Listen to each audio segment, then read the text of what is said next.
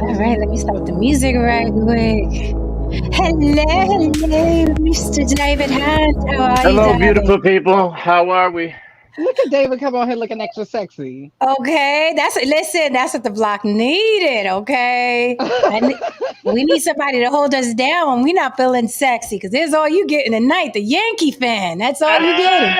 but but That's all I'm giving. that is too funny. But you are looking extra sexy, so it doesn't matter. Thank you, thank you. Oh my God, Always. my beautiful people. So good to see you guys. Oh my God. We took a little vacay, kind of like an impromptu vacay. We didn't even plan for it, but you know what? I feel refreshed. I feel good. I think we needed it. I No, think we I'm needed it ready to because talk shit. we go hard, man. We go hard all week. So we needed that break. I'm ready to go in on this too.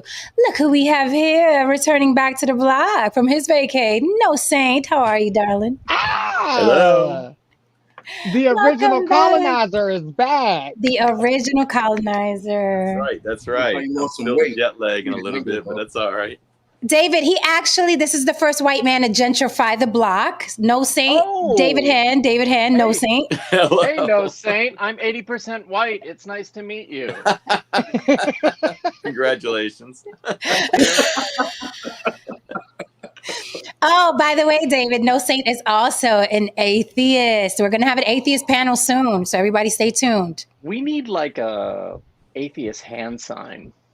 We Can do. someone work on that? I want to be able to throw that up Oh every my now and then. So like God. across the street, I can like do it to you, and you know what I mean? We can have that nod. Can we I don't know. We got to do Yeah, something. it's We like need an something. A. Right? We need I suck something. at that. So That's how it starts. Speaking of gentrification and white and race and atheists, let's bring up the very religious Georgie Porgy. How are you, darling? Okay, the block is being gentrified. What is going on? What is going on? What is happening right now? Wait a minute. Throwback. We got to think about this. Right now. But hold on, we did have this happen once before. This is like a little throwback. Yeah. Oh my goodness. Lily, Haran, after the show, let's have an emergency meeting. Hey man, this ain't Nebraska. Let's have an emergency meeting. All right. Enough. Welcome to another episode of On the Block with Jen. I am YouTubing your favorite devil's advocate, Jen. Look at my panel. I'm so excited. You can reach me on all social media platforms on the block with Jen. I am not Jen on the block. I am on the block with Jen. Also on the block with Jen at Gmail for business. Business. Not where you go ask me to marry you. Business. On the block with Jen at Gmail for business. You want to contact me or collaborate with myself or any of my panelists, please feel free. If you have an idea too about a topic that we may miss because we're busy, you have a topic like, yo, this topic would be so dope for the block, throw it in on the block with Jen at Gmail. If you want to come up, whatever. Also, everyone is welcome onto the panel, but we need your faces, okay? We do not argue with avatars up here. We just don't, okay? If you're too afraid to show your face, you shouldn't be saying it, all right? But you are welcome up here at any point in time.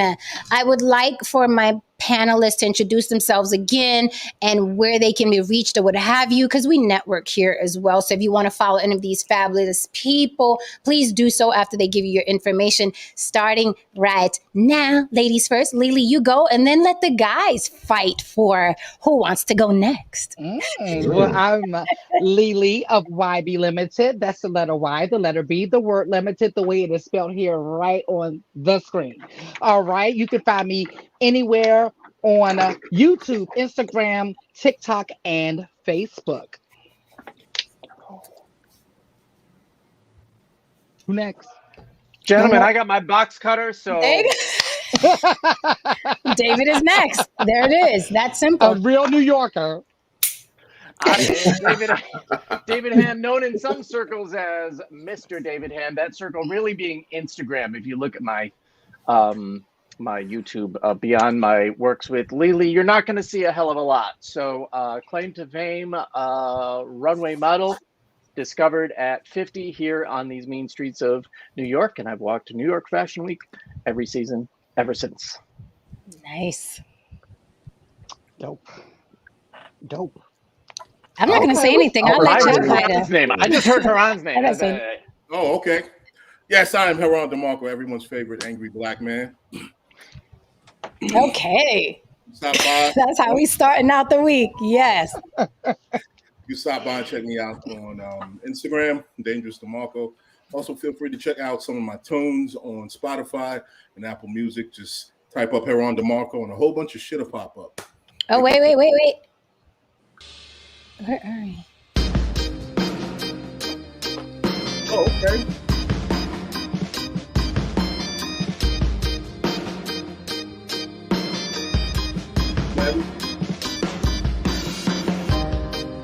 Every time you play my stuff, I always remember the wild story. That's just a little taste. That's just a little taste. Haran DeMarco is a musician. That's just a little taste. So please do follow and support. Okay, you want to be part of this family, so support and follow so you be abreast of everything that we do. Okay, guys, who's next? Let's get into this. Ooh, I want to get into I'll this. defer to the colonizer. Okay. Go ahead. Let's see. You can find me on Instagram, No Saint 2, and No Saint on YouTube. All right, Right easy. I'm George. I've got a YouTube channel coming out here in the near future. It's Okay. called Without Fear or Favor, and it's going to be more like an interview type channel. And I've got like all kinds of people lined up. Jen is definitely going to be one of the people. Lily definitely, Haran definitely, and even saying if you want to jump in. Sure. That's going to be interesting. It's just get different perspectives. I mean, there's wanna people see that like all kinds of people that I can think of that are YouTube content creators, and I'm looking for people that are maybe not have super mega audiences because they always get interviewed, and frankly, some of them, want a lot of change just to talk to them, which maybe their time's worth it. So, but anyway. That and George 2A on Instagram, and you can find me there. Okay. That leaves you, No Saint. No He saying. just No? went. Oh, he did? Yep, I think I'm sorry. I was yep. distracted. My bad. Sorry. I'm trying to pull up some screenshots here so we could chat about.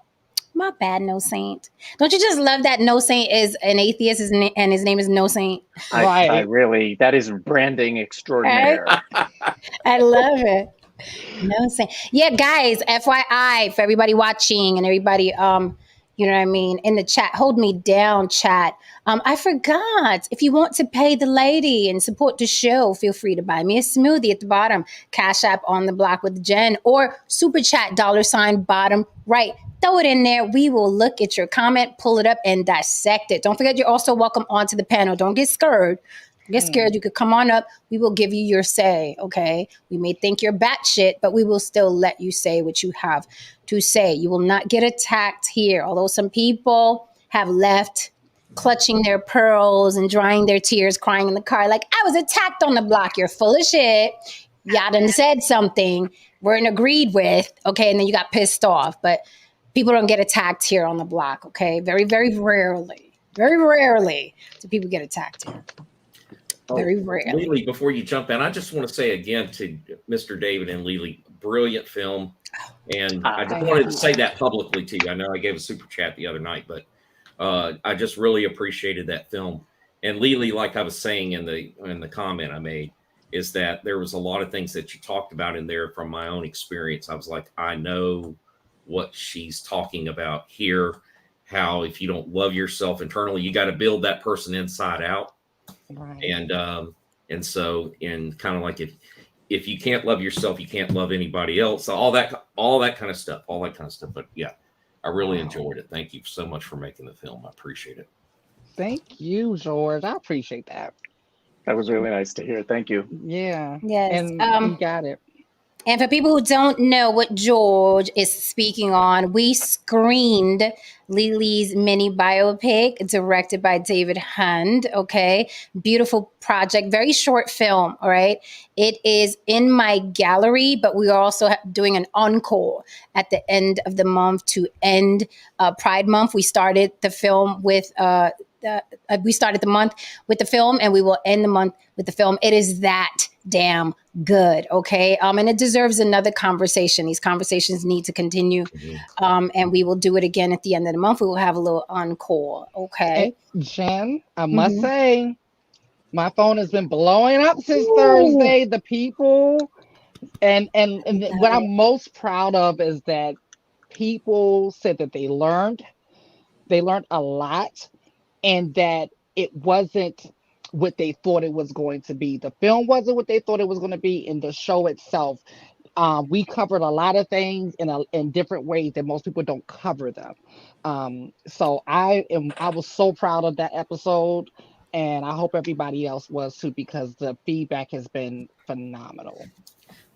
Yeah, beautiful, beautiful story. And I think why your project stood out so much, it was because it wasn't gratuitous LGBTQ, right? We watch a lot of shows, and we can tell, like, when you were trying to fill a quota, like, let's get a black guy, let's get a gay guy, and I was like, come on, people, these are people, these are human beings with stories, and you guys were able to put that together and tell a story. And I love how you said, Lily, it's a human story.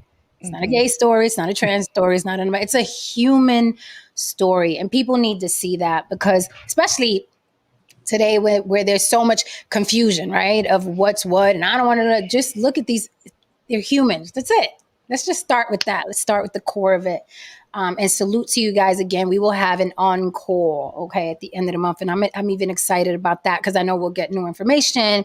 I'll try to get Tyra Vera up here, who has a whole different, spin, on the LGBTQ, his experience and all of that. And his channel is blowing up. He's really doing some really controversial things over there with the LGBTQ. So it's going to be nice to have him here. All right, guys. So let's get into this. The topic tonight, before I get into a little celebrity fluff, is DC Youngfly's partner dies after BBL mommy makeover surgery. Now, this is how the headlines were. His partner, I don't know why they call him his partner. She was, I guess they didn't want to say baby mama or wifey or whatever, but a woman that he was with since 2017, I believe. They shared 3 children together. They were not married, but they were very much in love, very much in love. She went off to Miami to get a mommy makeover, which is basically what they call, like, little the tummy tuck, fill up the booty, maybe lift the implants or not. Just basically a mommy makeover. They also have daddy do-overs as well, where they like sculpt your abs. If you're a man, they sculpt your abs, fill up your pecs, and they can give more width to your penis. Okay, so they do daddy do-overs as well. So this is not just for women. This is also for men. Unfortunately, the young lady lost her life.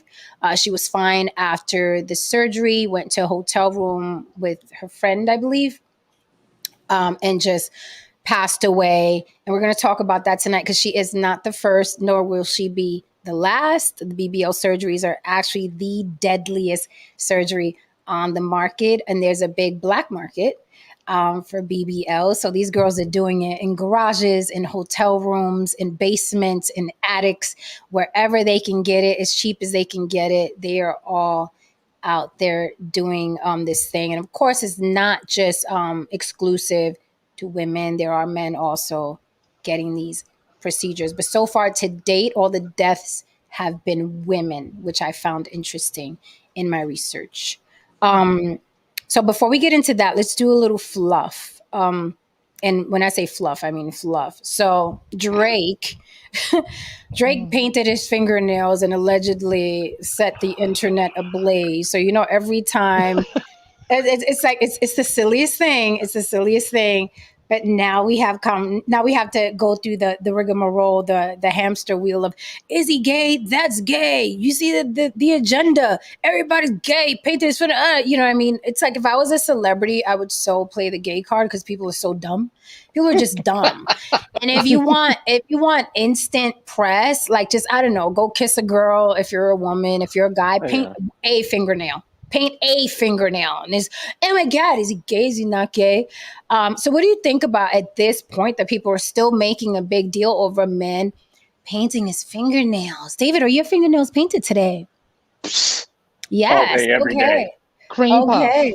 My cream puff gels for life. Cream puff. I'm a cream puff for life. Yeah. I don't know, man. You know, I mean, I was, I've been, you know, shocked over the past whatever, just when I'll see a guy with painted nails and then his girlfriend slides up behind him and, you know, caresses him. I'm like, oh, you're not one of us. All right, well, that's cool. You know, stop taking our shit. But, you know, that's cool.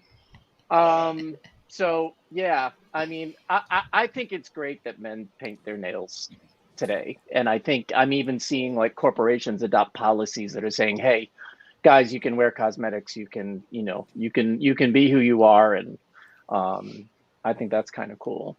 I always worry when it's in pop culture, if it's a little performative, but you know, I don't know Drake personally, so I won't comment on that. Okay, performative. I can see that. Anyone else? Like that, the whole, a lot of the artists that are wearing, like, I was, you know, I was on this panel, and sorry to interrupt here, but, you know, we were talking about the fact that,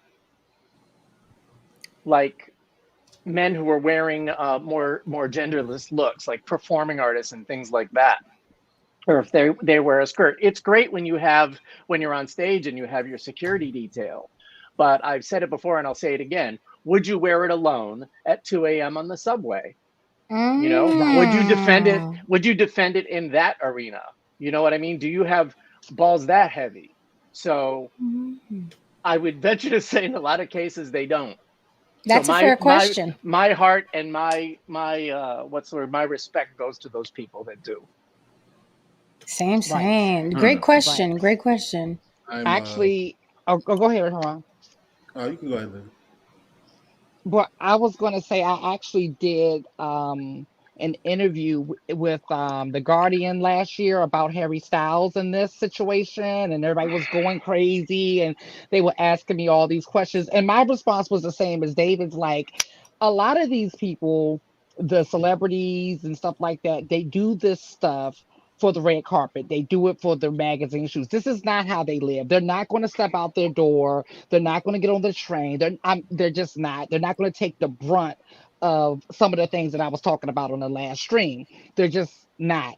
And so it gets a little bit annoying for some people who do live this 24/7. This is really our life. And just to watch people just kind of swoop in, collect, and then go. It's drag. It's literally drag for them. Yeah, It's drag, right? And people don't know the difference between drag and, let's just say, being transgender, for instance, right? Because that's the biggest confusion. And it's like drag is perform. They're doing the character, and then they go home, they wipe it off, and they live their life as their regular person. It's trans, you're stuck with it. You're going to, you know, go to the grocery store and everything like that. But this is the thing that me and my bestie have been talking about for years. Since I started my transition and stuff like that, right? This has been happening every year since then, right? And you know how we always say they want to be bad bitches? These men want to be bad bitches?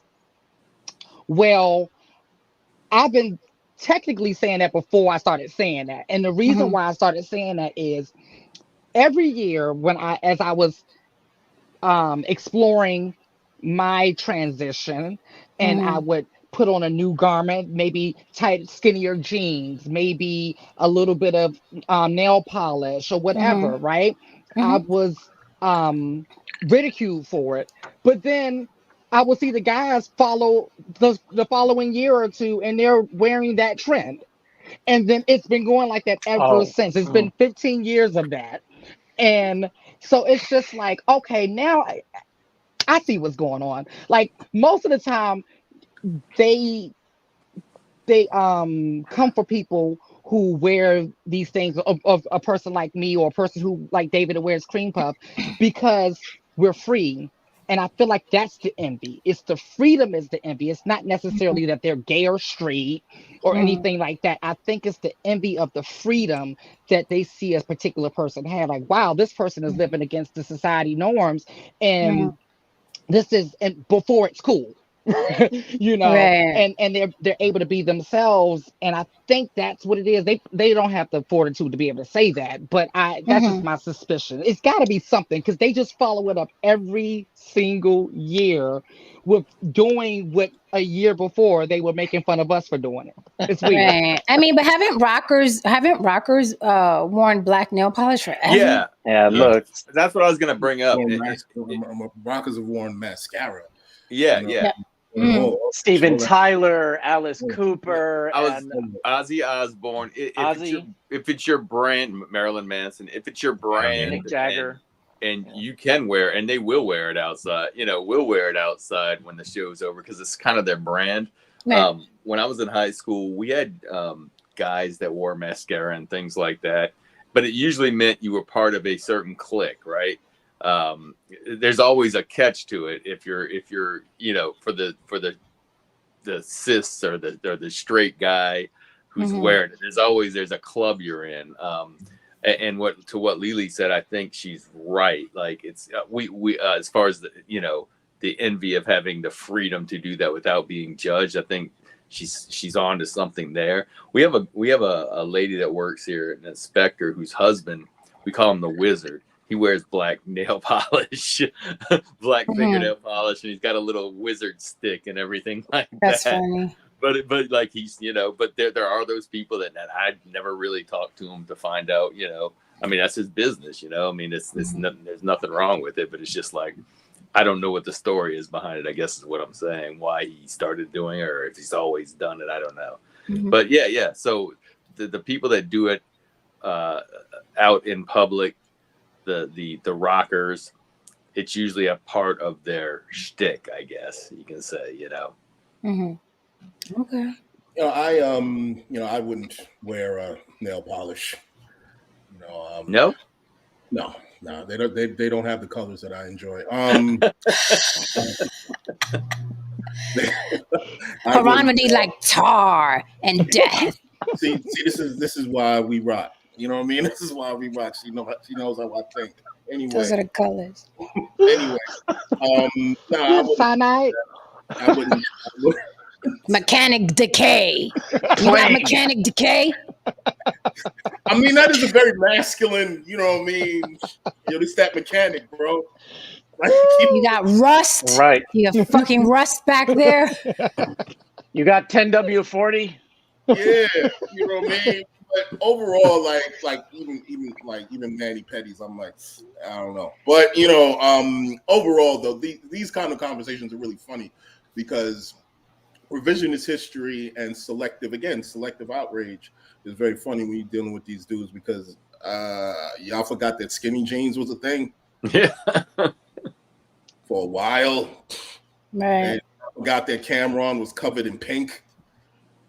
Yeah. Well, he had a pink phone. You know what I mean? He made some very very odd hand gestures here and there. You know what I mean? While he was covered in pink, but no one really, discusses that.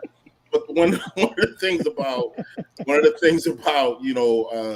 it comes to Drake that a lot of brothers don't talk about, and I don't see him talk about, is that it's funny when they discuss these kinds of situations, but a lot of them don't discuss the time when he was having some very strange conversations with that underage girl from Stranger Things. Oh, that's what we really need to be talking about. Or when he's been known to have very, very awkward and strange interactions with underage girls. That's something that brothers don't talk about. So, again, selective outrage. I guess dealing with little girls, yellow fingernails. Did you know? It's a little early. It's a little early, but yeah. Hey. Funny. I was about to into that. Okay, and here's why. And someone even said in the comments, Kari said it's a different standard for white men versus black men. Though here's the thing: in the black community, being gay is worse than being a pedophile. Come at me, bro. Oh, you didn't tell no lies. Like, come at me, bro. It is worse to appear or insinuate you're gay than it is a pedophile, right? You know how many decades it took for people to now just start, and some never will, but some just started bad mouthing R. Kelly, like just started, because it's like, oh, everybody, I guess I'll join in. Yeah, that pedophile. Yeah.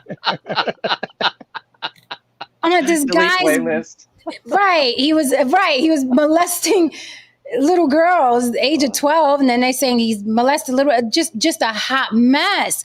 And it was like, I'm still step in the name of love. You got to separate the music for, but had he come, you know what? R. Kelly should have worn nail polish. Yeah.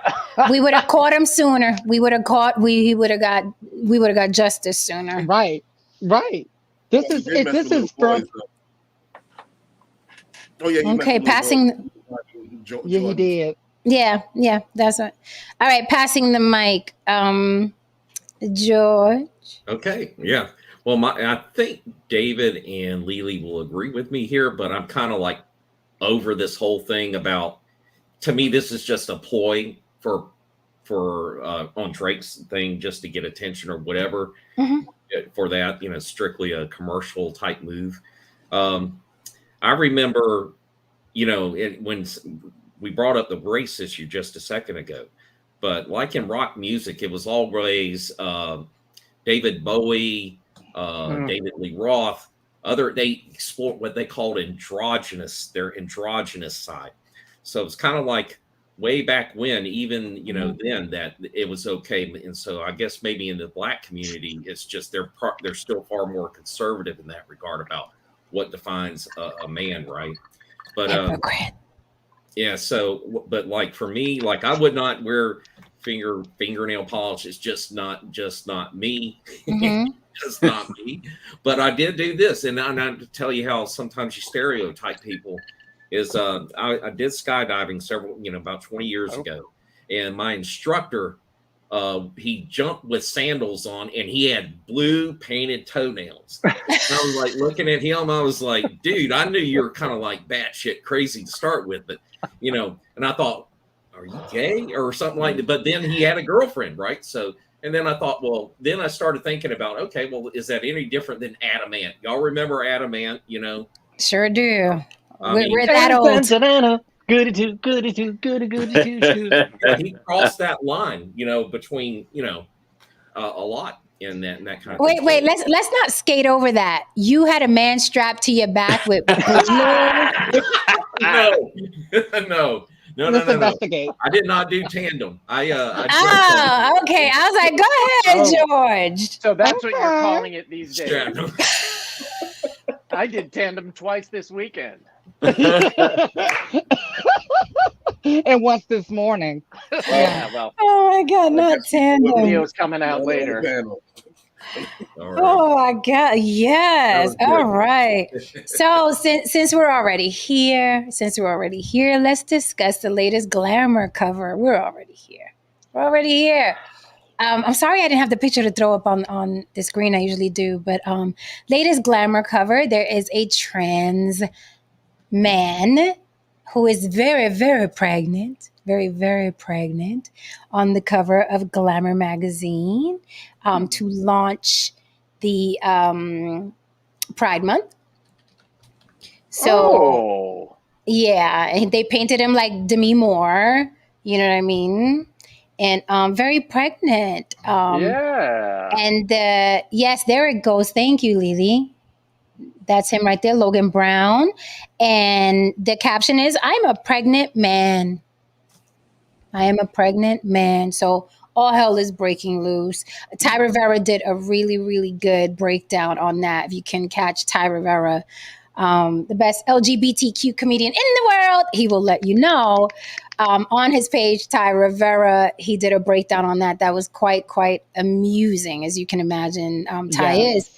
But yeah, so What do we think about this? Are they pushing agendas? Are we tired of it? Who gives a hoot? Is it okay that this biological woman who is now trans man says, I'm a pregnant man? What do you think? Well, go ahead, George. I know you got something for this. Bullshit, okay. He can. I'm not saying he doesn't have a right to be transition to a man, I'm not saying that, but I'm sitting here saying, oh, I am a man carrying a child. Is that to me is just, I'm just like, bullshit. This is where for me it's like, look, okay, this has gotten. I'm wanting to do the Judge Judy thing where she throws herself back and she's like, oh God, for God's sake, And I just think that it's just like, really, come on. And it's like the whole thing about men who transition to women and then get into women's sports.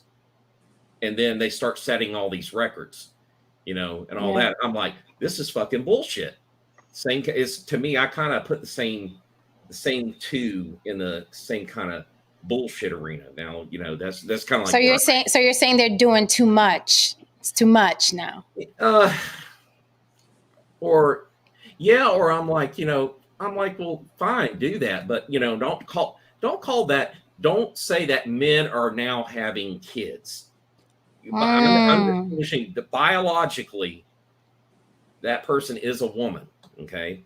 And so just as nature, however you want to say, created, evolved, however you want to frame it, that's what they're doing. They're in that natural function. Now, how they identify emotionally, mentally, and all that, that's where I kind of, I think that's a separate issue. And Lily can, obviously can speak to that a whole lot better than I can, but that's kind of like where I'm at, that kind of thing. I think a lot of people would argue that side is the only side that matters. It is the individual's identity. That's certainly, my end of the argument is. Lily, you might feel the same way. I feel like I have front row seats to the gender and sexual identity construct just dissolving before our eyes, and I'm here for it, because who the fuck cares? It's a pregnant human who's going to have a beautiful baby, and not the first. 10 years ago this happened. And you remember that one, Lily? I feel like it was longer than that. I feel like it might have been longer than that. Yeah. Wasn't he on Oprah, if I'm not mistaken? Yeah. So okay. And so imagine, like, now we've made some progress on that front, right? Mm-hmm. Imagine how hard it was for that guy, back then, right? Yeah. So I don't know, the anatomy is the business of that human, and their identity is all that matters. And let them go forth and prosper. This is that's too much for me. That's too much for me. I'm not tall enough to go on the rest of this ride. That's like, so I'm just thinking, like, if my daughter be like, hey, let's say if my daughter, she had a mate and it was a trans man, and she was like, yeah, you want to meet my husband? I was like, yeah, sure, I'll meet him, and then I'll be like, oh yeah, he's pregnant. Then I'm like, whoa, wait, I don't. What is this? Wait, what even happened? First of all, when did this happen? How did this happen? And all kinds of my scientific brain would just be like, no. It would literally be a kernel panic. So I'm just in my mind, when I saw that, I was like, nah, yeah, I'm good, though. I'm good. This is way out of my skis. So I'll say this. I'll say this at the risk of sounding like, I don't know, I guess there's gender tribalism. I feel this. Listen, hashtag. Hashtag moment. Exactly, gender tribalism. Because here's the thing, I think every tribe, right? I watch Point Break a lot. I love. Don't ask me why I'm obsessed with the fucking movie. I just am. It's my thing. It's my zen. I watch Point Break all the fucking time. And if you watch Point Break, you see that the surfers, the real surfers, had issues with, like, go back to the Valley, man. Like the Valley guys, like, oh look, I'm a surfer now. No, the fuck you're not. We live this shit, right? The ocean can change your life, right? And listen, and I Nice. get it. Every tribe is like that. Even like David and Lily, you were saying, yeah, but would you wear that nail polish like we got it on the 4 train at 3:00 in the morning, right? There's tribalism everywhere. You pick a group, there's tribalism there, like, okay. There's posers. When people really live the hood life, it's like, bitch, you ever got shot at? It's just tribalism. It's tribalism, right? So as a woman, at the risk of sounding like there's gender tribalism, I take issue with a motherfucker who decides to now be a woman and tell me or complain about womanhood. I'm like, you will never have cramps. You will never have a menstruation. You will never, you know what I mean, lose a child. You will never birth a child. So I'm sorry to see, Caitlyn Jenner on the cover of a magazine as Woman of the Year. I'm still laughing at it because I'm like, bitch, you ain't even been a woman for fucking 48 hours. We're laughing at it too. You know how hard it is to be a woman? We never get a break. Biologically, we never get a break. We're hormonal all the time. Then we go through puberty and now we have our period. And then we go through hell every month in hormone. And then after that, it's menopause and that's another biological mess. Like, it's a lot of shit. 9 months of pregnancy in your back and your neck. And you have to stay pretty. You have to stay pretty because society, and you're over 35, you're a leftover. If you're not pretty, you're overweight. Oh my God, you should be killed. So women go through a lot of fucking shit. So I'm sorry when Caitlyn went and got her titties and she's like, I'm a woman now. I'm like, fuck off. Right. Fuck off. So, I think we all have that thing where it's like, hey, I'm not new to this, I'm true to this. I think that happens in with all of us. If we're being honest, that happens with all of us. It happens in the fucking military. It's like, yeah, you weren't out in the fucking field, man. You was in the army. Right, you weren't even fucking acting, man. We were out there. I buried my brothers. It's listen. Every group is like that. Yeah, every group is like that. You know what I mean? So, I have a take on this too, and we talked about this behind the scenes, Jen. This is a touchy topic, but I love that. I'm here for that shit. I'm here for it. Yeah, let's touch it, baby. Put your finger in the cornbread, Lily. You gonna eat that? Right. Listen, you gonna eat this? I like to be touched. Just saying. Okay. Okay. So this is how I look at it. Yes, it is hard to be a woman, whether you're a trans woman or a cisgender woman, right? For me personally, I have the utmost respect for cisgender women, right? I always have. I've just always just looked at women as this enigma, right? And so, and it was funny, even when I decided to transition, my dad was like, listen, if you're going to do it, do it. You got too many good examples. Like, don't be a trashy trans, right? Like, if you're going to do it, be a classy trans. Like, there's so many different types of women you can be. You have really good examples of the women you can, like, model yourself after or adopt a little here from there. And so that's always been my stand. I came into this situation knowing that I was coming into the situation, right? Meaning coming into the situation of womanhood, right? That I didn't go through puberty as kind of, because I did start growing breasts as a teenager, but that's a whole nother. We'll say that for part 2. I didn't. But I was late as fuck, Lily. Sorry. So I had a little bit of piece of something. But the thing is this. I have never tried to conflate my issues in what it's like with being a trans woman with the difficulties of being a cis woman. They're different. They're apples and oranges, right? but I don't ever like the comparisons. That should never be done. Like I can't stand the comparisons. It's like, or I don't like the comparisons, or I don't like when one of my sisters tries to one up a cisgender woman. I feel like that's disrespectful. For Oh, I hear either, that a lot. Like I'm like, come on, come on. I'm an ally. Don't fuck with me. and that's the point I was about to Like make.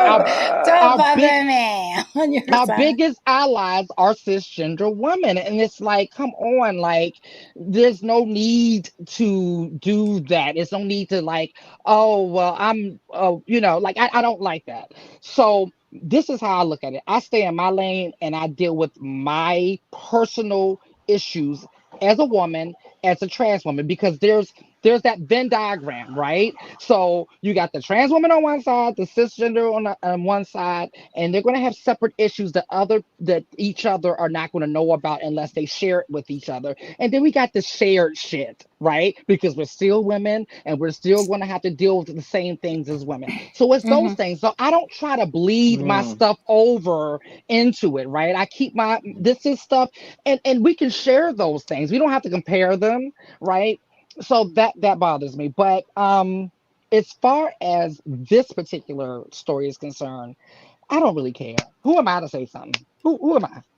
Who, Mhm. who am I? You know what I'm saying? Like I can see anybody else. Who am I? A person who transitioned, especially before it became cool and trendy. And I know what it's like to be ahead of your time. I feel like I've been ahead of my time my entire life. So Mhm. you know what? I forgot which one of you said it. It's a healthy baby coming into the world. Hey, good, be good to the kid. Um, as long as the person's not hurting us. Oh, and the other point I wanted to make is we don't know why they chose or he chose to carry the baby, because usually it's because the wife can carry or something, or Mhm. they have their own personal reasons for what works for their relationship and what works in their situation. So I don't Mhm. know. I don't know if Mhm. we're privy to that information, but it could Mhm. be a number of things of why he chose to carry the baby. So I will say this. I don't feel sorry for him. I just don't. I feel like if you're gonna stand at the front lines, then you better suit up. Okay. I'm one of those people. I'm one of those people that goes against the fucking grain. I'm gonna say exactly what I mean, what I feel. I'm a Latina who's an atheist, which is an anomaly. I'm going against Jesus. Oh my God, you're the devil. And I'm like, and I expect I'll take the brunt of it because I'm front line, right? So I don't look at them like, oh no, don't pick on them, don't bully them. This is the fucking job. This mhm, is the job, okay? I've been through it. I go through it, and not just on the atheist front, but a lot of other beliefs that I have that I catch hell for and shit for all the damn time. But this is the job. So what I don't do is like, these people come out to the front line like we all do, and then it's like, oh no, don't shame, don't. It's the fucking job. Yeah, You, that's you're on the cover of Glamour magazine. You know what you know what I mean? And I'm just saying that to say, because I did this. This reminds me of like Lizzo. Like I'm wearing a little teeny tiny string bikini. Nobody better say anything about me. No, bitch, you're out here like the rest of us. Okay, you're not an exception. You're not exempt. If I throw on a bikini and go on Instagram, I promise you, as perfect as I think I am, people will tear me limb from mhm, limb. People will. mhm, Someone was. Oh, look at her shoulders. She got a spot. Look at that vein. I've heard she's a man. Her six pack. She's masculine. Who cares? All of that. But How I much know that. testosterone are you taking? Yeah. Right. In I other words, know that. I know that coming out in public. I know that. Right. So I'm very like, true. no one's exempt. This is the job. Front line. You want to stand there, trans man, pregnant as fuck. Suit up, and get ready. But that's my spiel. I'll pass the mic. Very true. Well, I guess I'll weigh in now. Um, Okay. yeah, listen, for the people out there who are traditionalists, and if you live a little bit longer, like especially if you're a young traditionalist, be ready to be uncomfortable because the world is moving Mm. very fast. In my own mind, I have nothing to back this up, predict that just through science, that eventually you're going to have a trans woman, so biologically born a man, and is a woman with a man, and I predict that they will be able to take their DNA and create a embryo with that DNA mixture and have a natural baby. You understand? You follow they it? just- Cell that they I don't harvest follow from you your at all. arm. Yeah, I don't yeah, follow yeah. you at all. I don't. You lost me. I'm Well, I lost. know that So they a just person did the born a man, uterine transplant. a person born a man who is a woman who transitions into a woman Okay. will be with a man Okay. who's a biological man, and they will be able to extract their DNA and put it into and mix it into an embryo, even if it's her former embryo. If they take a former and mix this DNA together. So me and George can have a baby, basically. Yes, Yeah, that's my I was going to prediction. ask you now, where am I going to get the eggs? But how? from? Wait a minute. But We'll figure that but out, You'll be able George. to strip down. They already have tech. You can strip down an egg. You can strip down. You can strip down an egg and make. You can take any egg and inject it with these two different. That is okay. But it's still. But it's still XY. It's yes. still XY. You still need a biological female to create that. It's still XY. It's just a different type of XY.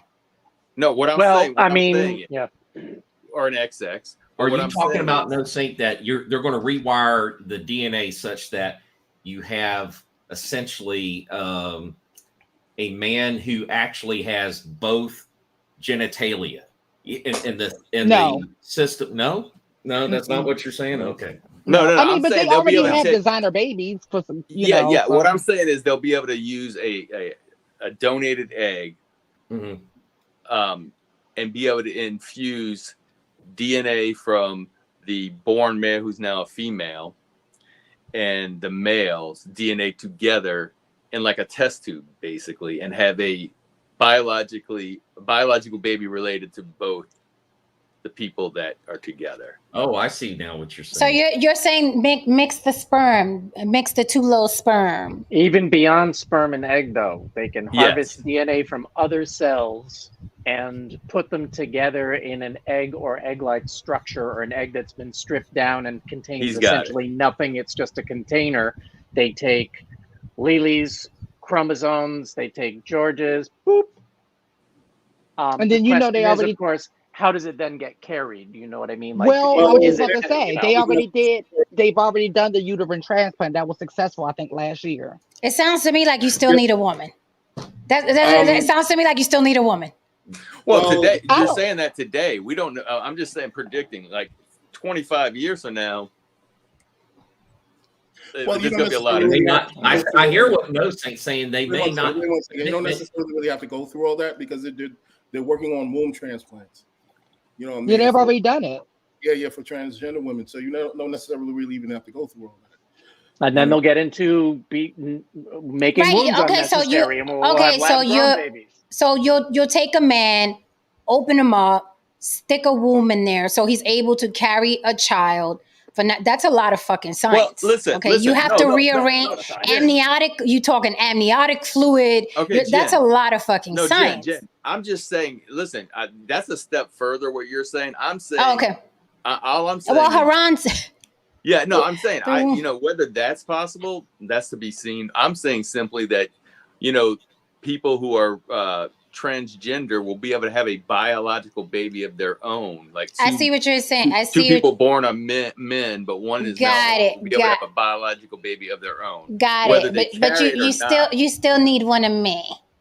Yeah, you'd still need in that scenario. You still need You a female still- human, Right, you having still want uterus it. and vagina. But And I I'm do trying to get the figure out who's rushing idea. out to get pregnant. Right. But I do get the idea, because I've always thought about that. Like when trans people have a baby, I'm like, oh man, like it's not related to one of you. So it's kind of like sad. Like I thought about that. Like it's not related to one of you.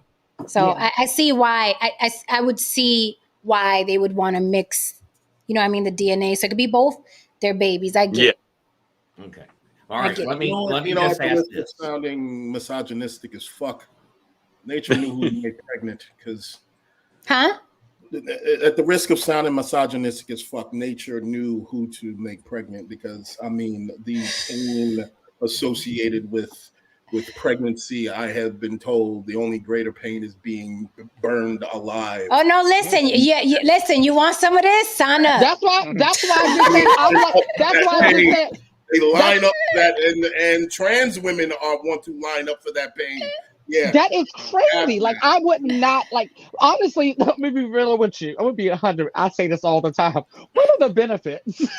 It's the fact that I can't get pregnant. If it was up to guys, if guys said, "Look, listen." Because trust me, if women didn't have to go through that pain, we wouldn't. It's Right. not. And Like, fact who of fact is is, out to if do men this? did, if trust men me, did, the if human men had race to would go stop. through that pain, if men had to go through that pain, we would have Listen to died this man. off millennia ago.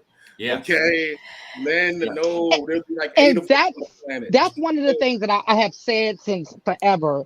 And me and my bestie talk about this all the time. It is nothing like the strength of a woman. There's nothing like it.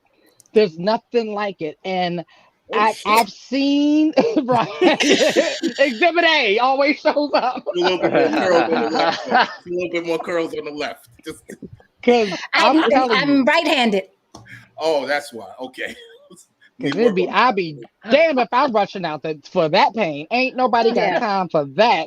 But whoever, no, it really is, and they don't even. And I don't want to go into this whole thing, but they don't even prep you for it. People be like, it's painful, and I'm like, okay, there's no conversation that prepares you, but no, not one conversation.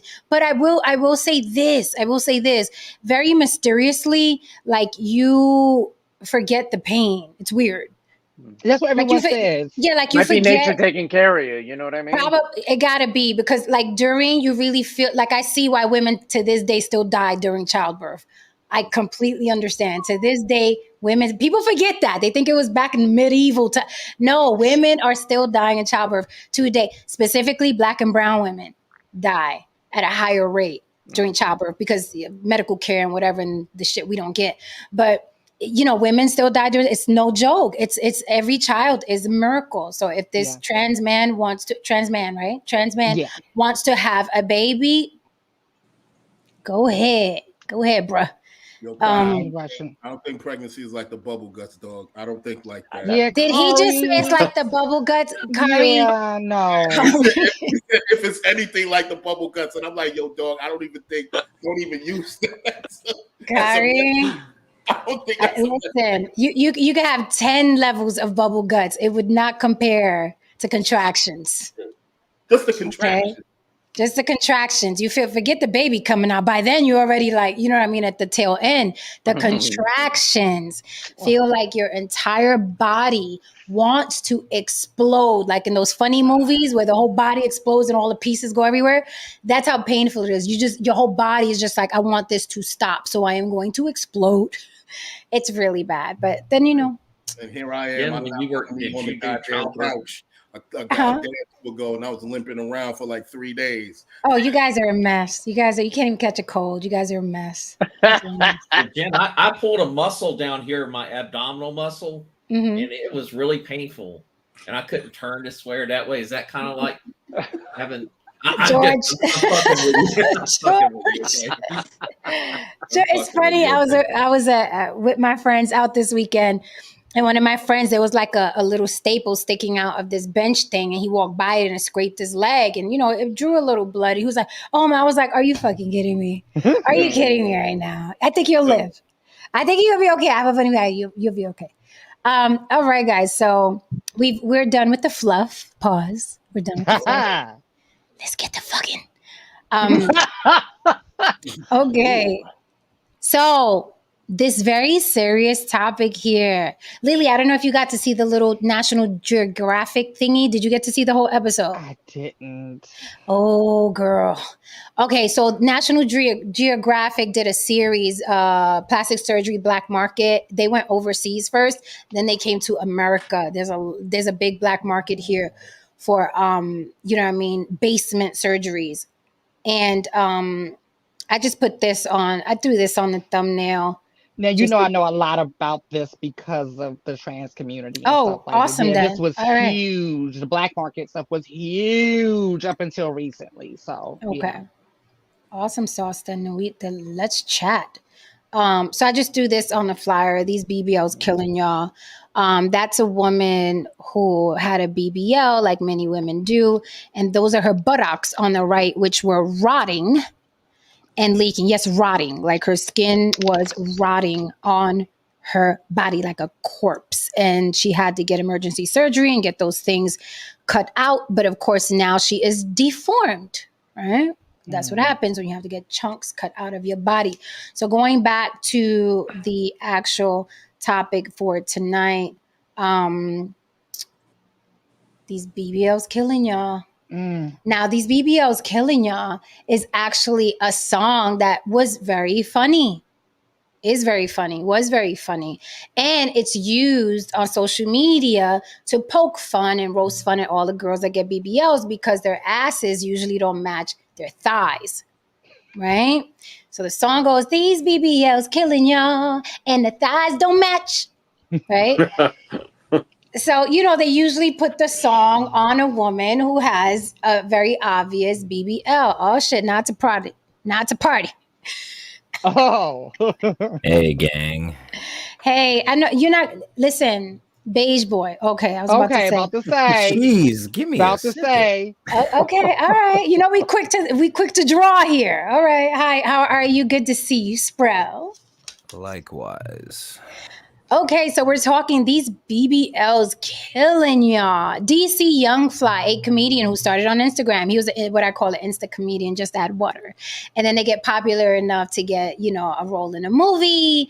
And then they start going on a stand-up tour. So he is, becoming very, very, very popular. Got with this beautiful young woman who he met on Wild 'N Out, Nick Cannon's show. And they fell in love back in 2017 when he had no money. She was very adamant about saying, you guys keep saying I'm with him for money. When I got with him, he had no money. We were staying in dirty motels with beds that stink. And he only had $40,000 to his entire life and his entire name. So I was working, he was working. Anyway, true love story. She stayed with that man. Oh, and let me just say, he is not easy on the eyes. Okay, we keep it 100 on the block. So I know that. It's love for sure. It's love for sure. That man is not easy on the I've tried to eyes. squint and everything, and it just doesn't Yeah, work. he's just not easy on the eyes. Okay, and we're not talking like from the neck up. No, I mean from head to toe, from top to bottom. He's just hard on the eyes. Okay, So he's not a butterface, or he's not a butterface. He's a butt everything. But everything. But everything. Yeah. The whole thing's bad. It's bad, Not gonna right? work. No. So she beautiful girl, but we know what they say about funny men. So she got with him. They were together since 2017. Had 3 beautiful children. She had very recently. She still has an infant. Had 2 little girls with him at first, and then just gave birth to a little boy. Okay, I don't even think the little boy's a year old. Beautiful girl. I thought physically, face. I saw absolutely nothing wrong with this woman. No cap, no lie. I thought she looked like a woman who had a child not that long ago, but had put on a little bit of weight. But still a beautiful woman. She was getting into real estate. They were lucky in love. She wants a mommy makeover. She's an Instagram influencer. And what a lot of these plastic surgeons do now is if you promote them, they'll give you free services. So I'm thinking that's probably what happened because she has a huge following. And they usually post a picture with the surgeon, like, look, in the hospital gown, like as she did. I'm about to go in and get my mommy makeover. Then the plastic surgeon gets to post her on his page, like, look at my work. That's the last picture she ever took, y'all. Again, unfortunately, she passed away after the surgery. She went back to the hotel room because you have to stay in the state where you have the surgery. Looked into it. You have to stay there for, I think it's like maybe 24 hours. Then you could get on a flight, whatever it is you do to get back home. She never made it out of the hotel room. She passed away. Unfortunately, she was unresponsive. They tried to resuscitate her, but it was curtains for the young lady. So, I wanted to get into whose fault is this? Whose fault is this? Are women competing with women, or women doing this because it's big bucks on social media?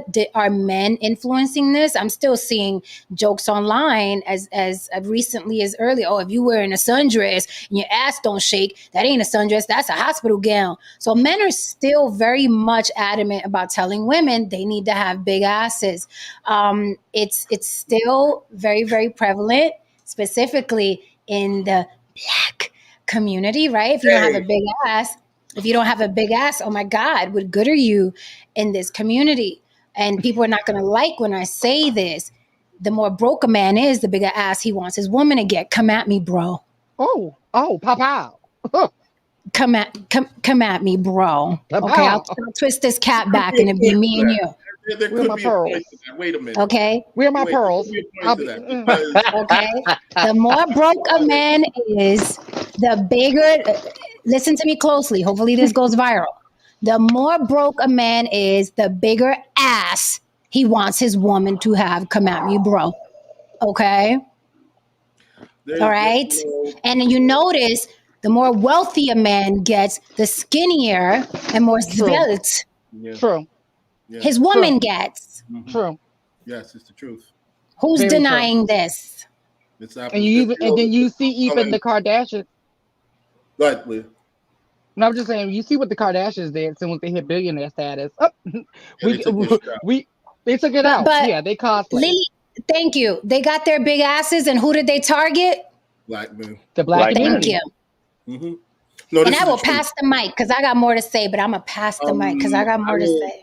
I will add to that. I was talking to a bunch of young men one time before, and I was basically putting them on a game when you're going to either galas or you're going to important functions, especially business deals. And I told them that the date that you bring will be a clear reflection on your decision making, and they're watching the kind of date that you bring. If you walk up in there and you got a broad with, she's got G plus breasts and her hips all over the fucking place, and you look like you just got a fresh off the goddamn video shoot. They're going to be like, yeah, this ain't really the guy we want to really instill a $20 million decision in this guy's hand. Because clearly he doesn't really know how to make the better choice. As opposed to if you walk into the room with a statuesque woman who looks, she doesn't necessarily have to be young, but if she walks in and she has a particular degree of etiquette, especially if she has a degree of class and table manners and so on and so forth, they know that you are a person of a particular ilk. She's a good show, Pony. Okay, down and have exactly down and have a discussion. We can have a discussion, because this guy, he's at least in the same ballpark. Now let's talk business. Let's see where we can go with that. But if the kind of woman you choose in this world, yeah, and especially if you're in the public eye, yeah, it can either make or break your career, guys. That's just it. That's just the reality of it. Thank you for the super chat, Glenn Lawrence. Good to see you, sir. Feel free to come up if you like. Glenn Lawrence said, no BBLs for me. But Glenn Lawrence is also a white man. He's pretty attractive in his own right. So he's doing the white man thing. Nope, no big asses for me. I need me a nice belt fit. Okay, pretty thing on my arm. And Coco is a pretty thing. So, I'm not surprised to hear a white man say, nah, no big asses for me, unless he's an urban white man. I will pass the mic again because I have shit to say. May I? Of course. Okay, quite a few things. So first off, on the BBL front, it is, in my opinion, I could be wrong, I do not think that men like women with BBLs. I think that, hey, a nice butt, everyone can appreciate a nice butt. Now, there's a big difference between a nice butt and a big old ignorant stripper ass. Like there is a difference. Right? Ignorant ass. How your ass ignorant, girl? Just ignorant. So ass ignorant. There is a difference, right? Now, I think because of the novelty, if that's the right word, guys will, you know, like especially like the Instagram models, they'll like the pictures, they'll ask them out, like even the rich guys. Now, again, the rich guys, like in the bigger to smaller butts thing, that is interesting. And like I was sitting here thinking about it, and I'm like, oh my god, there may be something to that. Because one time I heard one of the Manosphere guys, they were like, oh, like if you like women with big breasts, you broke. And a piece of me was like, oh, that's kind of ridiculous. But I remember like afterwards, I was like, Wait a minute. like what? Like, man, you might be right. But that's like another thing. But I do not think that as far as like who's to blame, I think quite literally the doctor is to blame. And the fact that we allow solely to blame? Not solely, but like I mean, Okay. there's well, if we're talking about that, then there's multiple factors. The most obvious generic one, it's like, oh, social media, you know, girls trying to keep up with the Joneses and all that. But it's funny, and a reason why, like I think it's like, especially in like the Manosphere, like they love to clown the girls with the BBLs, but then that's the only girls that like they want and they talk to, and the only women, like when they talk about their data, those are the women that they're like using in their data, like the girls that get the BBLs. Again, they'll talk to them, they'll have sex with them, but like I think most guys, like we don't necessarily, like I was at least speaking for myself, I'm not feeling it. Like I ain't with it. No, for me. And like I would even say, like even the guys that like do talk to those girls and like do like, you know, like knock it down. If they had to choose, they would pick the girl with no BBL over the girl with a BBL. The male gaze, again, we can blame some of that on that because like guys like what they like. However, to a degree, like even guys making like rude comments, like women make rude comments about guys' physical appearance and stuff. So like that just comes with, you know, kind of like what you were saying, like you put yourself out there, people are going to talk, like regardless of who they are or where they fall. So I think like blaming stuff on like the male gaze in men, because honestly, the people that like mainly criticize women and how they look are other women, at least from what I've seen. But I guess in a sense, the male gaze, you could put that because like if guys like are like, oh, I like a girl with a round butt, and the girl, you know, who's, you know, built like a washboard is like, you know, I don't have that little bubble. Maybe I should go get that surgery. You know, like again, I could see that. It doesn't make it right though. So let me before I pass the mic, I just want to piggyback off something Sprocho said. I want to throw in another detail about social media, right? Because I think they're different. I think that this is a perfect storm. Welcome, Glenn Lawrence. So, you know, I think there's a perfect storm. First of all, let's say her name. Her name is Jacqueline Smith. DC Youngfly's wifey her name was Jacqueline Smith, Jackie O on Instagram. From her own words, she said that she had just had the baby. She was working out, but you know, she sits and she looks at these girls who've had the surgery. This is her talking now, not me. She looks at these girls on Instagram who've had the surgery. She's kind of envious because it's like, it's an insta fix, right? It's an instant fix. So she was like, why am I going to the gym? Those were her words. So I guess she figured, well, let me get that insta fix. Then we all know what happened. So there is pressure, right? From other women to other women, right? Before it used to be, I want to look attractive for this man or whatever. But remember, she had it all. She had the American dream, beautiful girl, getting into real estate, a man that loves her to no end, 3 beautiful children. They had money, they had fame, Instagram fame, right? They're not wanting or needing for anything. But yet and still, those women with the flat bellies, the big tits and the big asses were gnawing at her. Think about that. She had everything a woman could want. The ring, the family, the in-laws adore her. But those women with those flat bellies were just like really getting in her mind. So we have to incorporate social media as well. The addiction is real. She kept scrolling and looking at these women. And I'm sure her friends have BBLs. So who's to blame? But I just want to say something real quick. Let me just say something real quick. Look, listen, just to speak on what Spro said. Spro, you know what I mean? If these guys are telling you that they're not into that and so on and so forth, those motherfuckers are lying. Okay, I've been to the Magic Cities. I've been out in Florida. I've been in, you know what I mean? I've been around, bro. Yeah, no, I'm saying the novelty of it. Like I'm saying, if they had a choice. No. It's even the novelty of it. I understand where you were going with it, but I'm saying just the eye of it. Just the visual of it, just cosmetically, you know what I mean? You know, a gang of men are still wanting to see that, whether it's fake or not. Now, I'm telling you that these women, they're spending money on that because there are a large group of men who still, find that desirable. And if there's one thing a woman is not going to do, she's not going to spend her money on anything that's not going to make her desirable. She's not going to spend some money on some shit that's going to have her looking like a goddamn fool out in the goddamn street. At least in her mind, you know what I mean. If it's got cars stopping, if it leads to $1,000 dinners and so on and so forth, yes, she is going to invest in that. You know what I mean. And a number of these girls, especially these IG models, a number of them, what we have to also throw in the mix of this is that they use this as a component for social mobility. They use this to, get in bed with the ballers or men of means and so on and so forth. Some of them don't really use it too intelligently, but there's also that component where they think there are a number of them do feel that this is, if I get this BBL, I'll be able to get out of my impoverished situation or whatever. So let me say this real quickly before I pass the mic. I do hear that a lot, and I even men that I know personally, we don't like that. We don't like. We don't like that. We don't like that. So it's like, it's all well and good to say it, but if you look at any follower list and any of these women, it is men.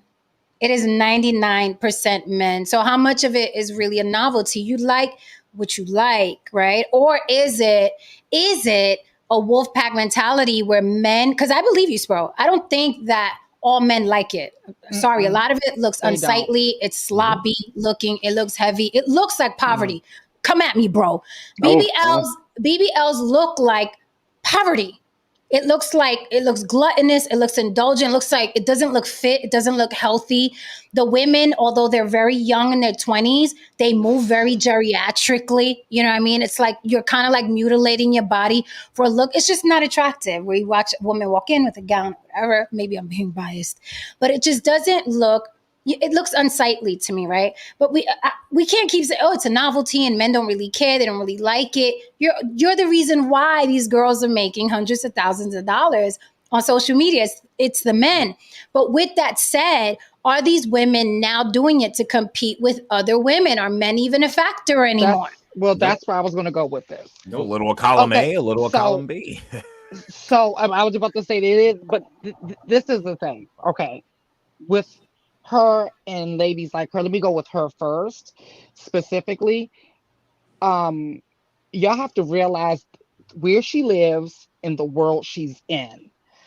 I live there and I was in that world, and I'm telling you firsthand, there is a lot of freaking pressure on women to get a BBL in Atlanta, and the sector of entertainment that she's in. She's not in that A-list Hollywood. You know, she's in that wilding out influencer in Atlanta where everybody. Oh, if she was in the A-list, she'd be trying to take off her ass. And if she was right. So and I'm telling y'all, because I live there, and it even had me at times like, well, should I? Because you start looking around and everyone looks like that, right? And then it makes you kind of question. Then that's just what you're seeing when you walk out your house. Well, when you're in your house and you're scrolling, you're seeing it too, right? And the parties that she goes to, because those type of men are showing up with the BBL girls in that sector, right? Now we're dealing with that now, and we're still on the topic of blame, right?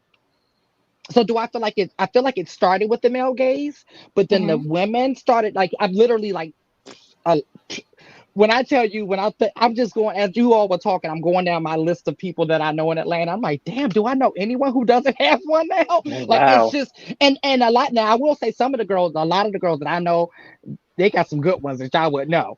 But anyway, I will say this: the other part of that is leaving the country. And why they leave the country. This is the reason why a lot of the girls leave the country. A couple of things. Well, we all know it's cheaper. That's one thing. And a lot of times they'll give you like a 2-for-1 special, like if you go with someone else. So that's why she was, and I know the person that she was with and all that other stuff. This was sad. But anyway, but you go with that person and sell like it's like a buy one get one free. Okay, it's like okay, girl, like I get some titties, you get some titties free. We split the cost, right? The other part of that is when you're doing a BBL, it is when you suck fat from one part of your body via liposuction and put into another part of your body. Well, here in the States, they're only allowed to take out a certain amount at one time. That's one thing. The other thing is they're only allowed to do a certain amount of procedures at one time. And we already know the US don't give a damn about us. All right. Right. So once you leave the country, they really don't give a damn about you. As a matter of fact, it's fuck you. Okay. So then that's so you get Fuck out you, pay there, me. fuck you, pay me. And if you live, hey, you're lucky. So that's pretty much how it goes. They take out way too much fat. They do way too many procedures at one time because both the doctor, because when we think of doctors here in America, we think of doctors, right? But the doctors there, they hustle. Like these are gigs for them. Okay. So the doctor wants to get it all in one swoop, and you want to get it all in one swoop. So you don't have to keep flying back and you have to pay for the recovery house. You got to pay for the massages afterwards. This is the part that people don't think about. That's a whole nother, we can get to that later. But so there's a lot of factors at blame. We got the male gaze, other women, social media, proximity, doctors. It's a lot. Okay. I know Glenn, you George, you wanted to say something, and then we'll pass the mic to Glenn. Yeah. What I wanted to say is like in terms of the blame thing, Jen, I think you hit on it earlier. It's a lot of that's an internal thing within women. It's been going on for ages. If you remember 25 years ago, there was a big controversy about breast implants, about women dying from breast implant surgery and things like that. So, and then there's if we look at comic books, there's for men wanting to appreciate that in comic books, anytime they've drawn women up in there, it's always with exaggerated features. Okay. And so so maybe there's that part of that influence, but largely I got to say men on this one, other than saying they like it or whatever, I think it's much, much, much less of a male issue here. And then I would say to and Haran and Jen, you can maybe corroborate this. If a woman wants a nice tight ass, she needs to do back squats and she needs to do lunges. And then that will. Now, if you've got a washboard ass that's just as flat as a pancake, I mean, you'll add a little bit of muscle, but you're not going to get, the kind of, the butt that you would want. Right. Genetics does play a part. And for the record, before we pass the mic to Glenn, pancake asses are good too. There's there's a man out there, or many men out there, who are loving a woman truly, madly, deeply, who has a pancake ass. Ready to bounce that quarter right off it, baby. Trust me. For the record, Glenn Lawrence, what say you? Well, first of all, let me just go in and correct the record. I was that white guy that grew up in the hood, okay? And I like my women proportionate, okay? It's not about, I like proportion, okay? You can't have ridiculous titties and have no ass. You can't have all ass and no titties. I like proportion. Thank you very much. I had to clear the record now that I'm in Vegas. I might run into you at the store, Jane. Okay? Oh shit! You in Vegas? Oh, okay. Yeah. We moved here. I like my steak medium well. Whoever's, when you come out with us, we're going to the gym tonight at 11 with Mike Sartain. That's not her idea of a good date. I don't think. Yeah, I never said me and Jen going on a coffee date first. Yeah, Glenn, don't play with me. Glenn, don't play with me. We're doing the coffee date thing. Glenn's trying to get cut early. David, you have to come back for our coffee date nightmare. The fucking coffee date just keeps coming back. It keeps coming back. Be the first coffee date, like official. Like I mean, I refuse. There was a homeless guy. I'm gonna be the coffee date. Touche. Here's the thing. Girls going with BBLs is like the bad version of male bodybuilding. Because, okay, check this out. As a former bodybuilder, you work on your back and your legs to insinuate you have a small waist. What are these girls doing? They're working on their chest and their butts to insinuate a small waist. Instead of actually putting in the work to create the small waist, they're paying for enhancements to make it look and appear like they have a small waist. See, like when I'm on stage, my waist doesn't shrink. It drops maybe 2 inches max. So I'll go from 34 to a 32, but I'm 5% body fat. So it's like my waist doesn't shrink very much, but my back looks bigger when I'm in those poses, and my legs look bigger as I'm flexing. So it appears that I have like a 22-inch waist. No, 2 inches. That's it. You know what I'm saying? So if you think about it, it's the toxic version of bodybuilding for women. Just like how guys use steroids to enhance themselves, women are using these BBLs as a way to enhance themselves the same way like men will do it with bodybuilding. There we go. So there's a lot of it's also spoken about in a lot of music, hip hop music specifically, like stomach on flat, ass on what's that is a Drake lyric. Then there are other ones, you know, she has a small waist and a big ass. There's a lot of emphasis in hip hop music for that. Really quickly, let me acknowledge this super chat before we pass the mic back. Thank you so much for the super chat, Fahim Jackson. Fahim Jackson says, there is a process to getting a BBL. Gain healthy weight while lifting. Doctors pull from the healthy weight, get back in the gym to reshape the bottom. Sloppy girls eat whatever, don't exercise, and it looks bad. That's tricky. Because if you're in the gym, right, and you're going so hard that you're gaining healthy weight, why would you go to a BBL? Why would you go? It's nonsensical. So you're going to go to get that good weight, that good healthy weight that you produced, get it sucked out and stuffed in your ass. Why would you do that? It sounds crazy to me. It's just a cheat code. Here's the thing. The biggest issue that I see with a lot of these girls is that, personally, I think that they need to figure out a lifestyle change before they go down this particular road. If you really do want to go down this BBL road, whatever, fucking forget it. Just do you. But however, if you're going to go down this road and you go get the liposuction, you go get the BBL, you go get the whatever lift, the chest lift, and then you leave and you go out and eat fucking hot Doritos and fucking sprinkly Cheerios, and then you just literally pour fat down your fucking esophagus, you know what I mean, every fucking 5 minutes. You're going to be back on the table within a month, doing the same procedure, getting cut up like a goddamn, Christmas ham. And you're going to constantly keep going through this procedure where you just scarred up, all these things are happening. And eventually, what does that do to your internal organs? I remember the first time you showed me a woman after she just got her, procedure. She was just this woman in a blood bag, basically. It was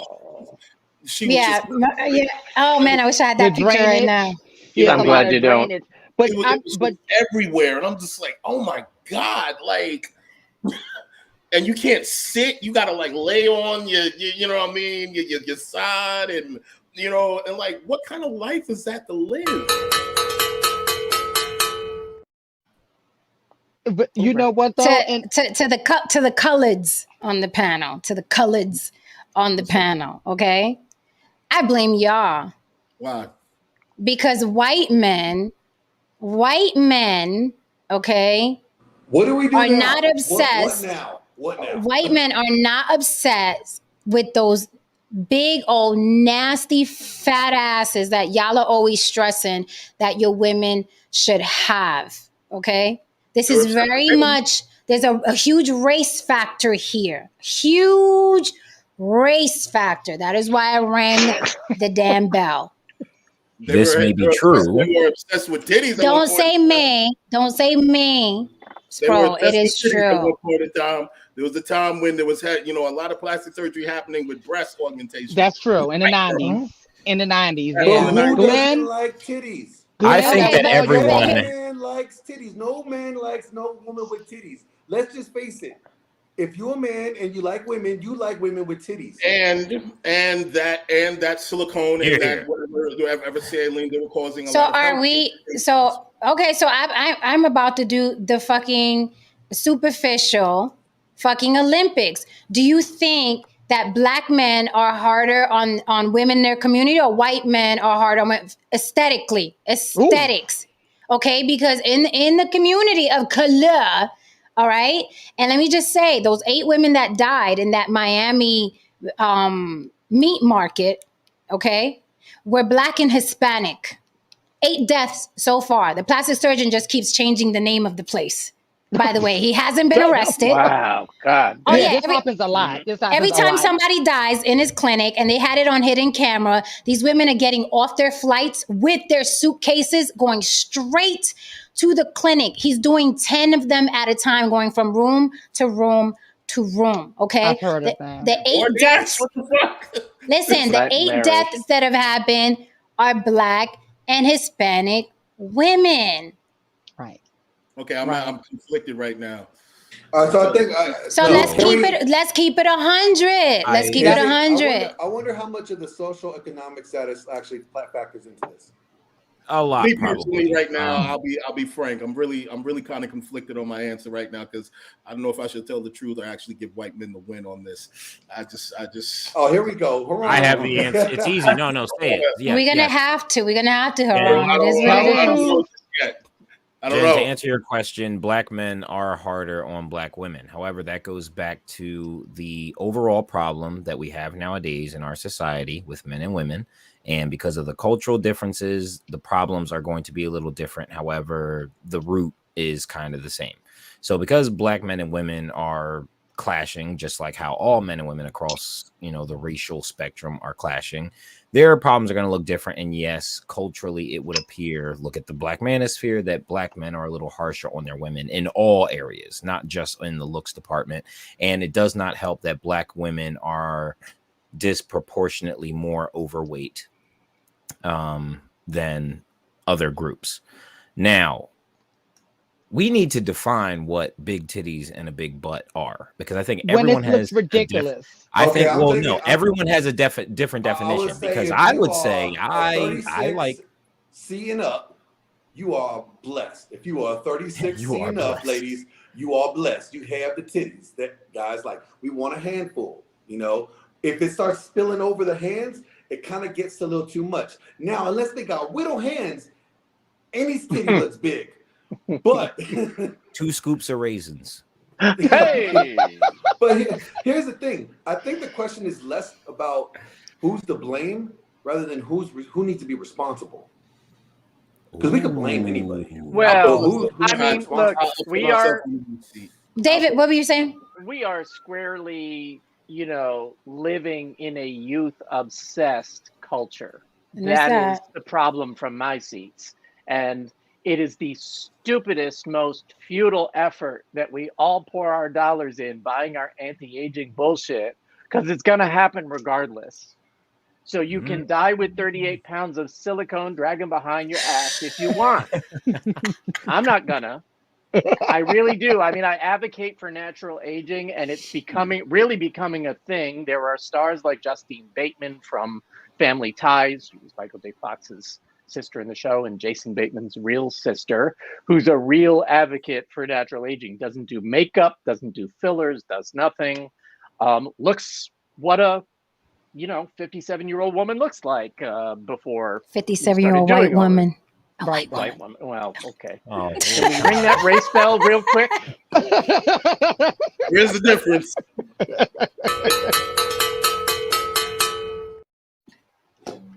Yeah. So what do you guys think the women with BBLs are going to look like in 15, 20 years? I wish I had a crystal ball. Because we're so youth obsessed, we only think in that moment of youth. We don't think about 20 years from now. We don't think about those years where fucking is a memory. You know what I mean? So, like, I wonder how much those days never come.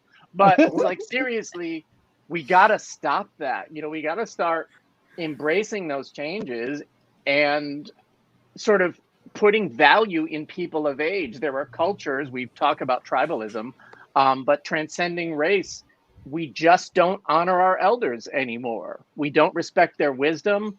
We're constantly reminded that we lived in a time that is now irrelevant, so they don't give a fuck about our old stories or whatever it is. But damn right. You Respect can't us old hold on. People. Thank you very much. You can't hold on to youth. It's a waste of fucking time. So it's stressful too. Shit. It is stressful. It's expensive. It's expensive if you don't have money. It's expensive if you do have money. It's all feeds into our whole big crazy capitalist society and the fact that you can't be young enough. But when you Don't be say like Glenn, I agree. Glenn, when you say it's not about who's to blame, it's who's responsible. Isn't that basically the same shit? Tomato, tomato. No. It's like So this. elaborate. Okay, so like it's like fault and blame. We'll put fault and blame in one category, responsibility in another category. If Haran decides he's going to stop his diet and try to eat like Glenn on Glenn's off season, he's going to be like, well, I was just trying to do what you did. So he's going to try to blame me, right? But whose responsibility is it to make sure that they're doing what they need to do to work out, to stay in shape? That's his responsibility. He can't use, so there's blame and responsibility. So in every situation, people love to point to blame, but there's always, everybody has an act of responsibility involved that they try to pass off with the blame. I didn't know I didn't have to do that because I listened to so-and-so on YouTube. Well, you're the dumbass for not taking the responsibility to fact check so-and-so. So, you know what I'm saying? You're right, because we've become so stupid and so obsessed with it that we have, commercials that say, don't take Relzator if you're allergic to Relzator. Of fucking course not. I'm not going to take it. But they legally have to say it because the people in the Relzator commercial are smiling. I'm going to smile. I'm going to take that shit regardless and deal with the consequences later. Those procedures, it opens up the door to the one thing that people cannot have control over right now, because people can have control over perceptions and everybody can play in the sand and give each other, participation trophies. But right now, you cannot do these things when it comes to genetics. You know what I mean? If you're this tall, if you're that tall, it is what it is. Now, here's the thing when it comes to the fitness industry. This is one of the issues that I have with the fitness industry. There's so many lies attached to it. I'm about to say fitness industry. There's this idea that, okay, let's take Jen for instance. Let's say we get Jen in the gym. Yeah, Jen is fake. That's what I mean? She's eating White Castle. Awesome. Okay, she eats White Castle every day. But that's just the whole shit. But wait, but this is the point I'm making. This is the point I'm making. I ain't giving up my White Castles, Glenn. I asked her, where's a good restaurant at? She said White Castle. I miss White Castle. Get on Seamless. Are they on Seamless? They don't got them out here no more. Some kind of crazy shit. But anyway, we take Jen for instance. Let's say we're doing we're doing a fitness infomercial, some shit like that. She's running on the treadmill. She's looking the same way she looks now, literally right now. And she doesn't work out that much. And we say, yeah, you can look exactly like this woman. And people believe that all you got to do is follow this thing, that thing, this thing. And yeah, you'll look exactly like that woman. What they don't tell you is that she looks like this already. Right. Drink this shake and you'll look like her. You know what I mean? And a lot of times in the fitness industry, the dirty little secret, even when you see people on stage, no matter where you see these people, 9 times out of 10, even without the gear, even with maybe a moderate, workout regimen, they still look somewhat in shape, or they look as if they have some sort of shape that can be molded. But but Haran, full disclosure, I'm working with a supplement company, right? I did all the little commercials. I was reading off the teleprompter and I was like, oh my God, guys, I just tried blah, blah, blah. And you will not believe it took me 3 weeks. This is how I do my commercials, guys. And I'm reading off the teleprompter. You already know, Lily, right? My friends hit me up like, yo, what that tastes like? I'm like, I don't fucking know. I don't fucking take that shit. I read the lines. I read the lines. What people need to realize. You got a question. Wait 1 second, Glenn. So my question was like, are people being lied to, or do they want to be lied to? They want to be lied to. Look, listen. I'm gonna keep it real with you. If a man works out, and if somebody said that's not natural, he's on steroids, that's a compliment. Because if you work out, if you bust your ass for 6 or 7 months and you showed up and you look like any old regular motherfucker that lost maybe 20, 30 pounds, and they're like, oh yeah, great, that's awesome. Really good for you. No one wants to aspire to that. People want to look like Dwayne Johnson. They don't want to admit that. Well, here's the thing. I don't want to look like. What people need to realize is that they don't want to look like some regular dude, because if they look like any other regular dude, then you just would follow any regular fucking regimen. These women, they want to have the huge ass. They want to do all this shit. Why? Because they know that when those women climb up on IG, when those women climb up on Twitter, what happens? Their fucking following numbers go through the fucking roof. They love the attention, monetize the fucking attention, and so on. Look, I put myself in the hot seat. This is one particular girl with insanely huge fucking breasts online that I follow. He showed me that cat. She looks like a fucking cat. It's not attractive. Like that. Jen, don't stop talking about her. Like no, that. Glenn. He sent me that heifer. It's unsightly. It's not. It's unsightly. You know what? I'm just glad I have it in my inbox. And I'm just like, wow, man. And she's a nice looking girl, though. So, it looks heavy. There's sweat under there. You got to pick them up with two hands. And you know when she lays on her back, they over as far out as her arms. They're impractical as fuck. They're impractical as fuck. Like, you gotta like switch her titties when she's on her back. But Haran likes it. Haran likes it. Hey, everyone has their twist. Yeah, so but when I look at it, like visually, optically, it's like it's kind of sexy. But see, to Sproul's earlier point, that's the whole novelty of looking at it, which confuses women, because we're looking at our man looking at all of these.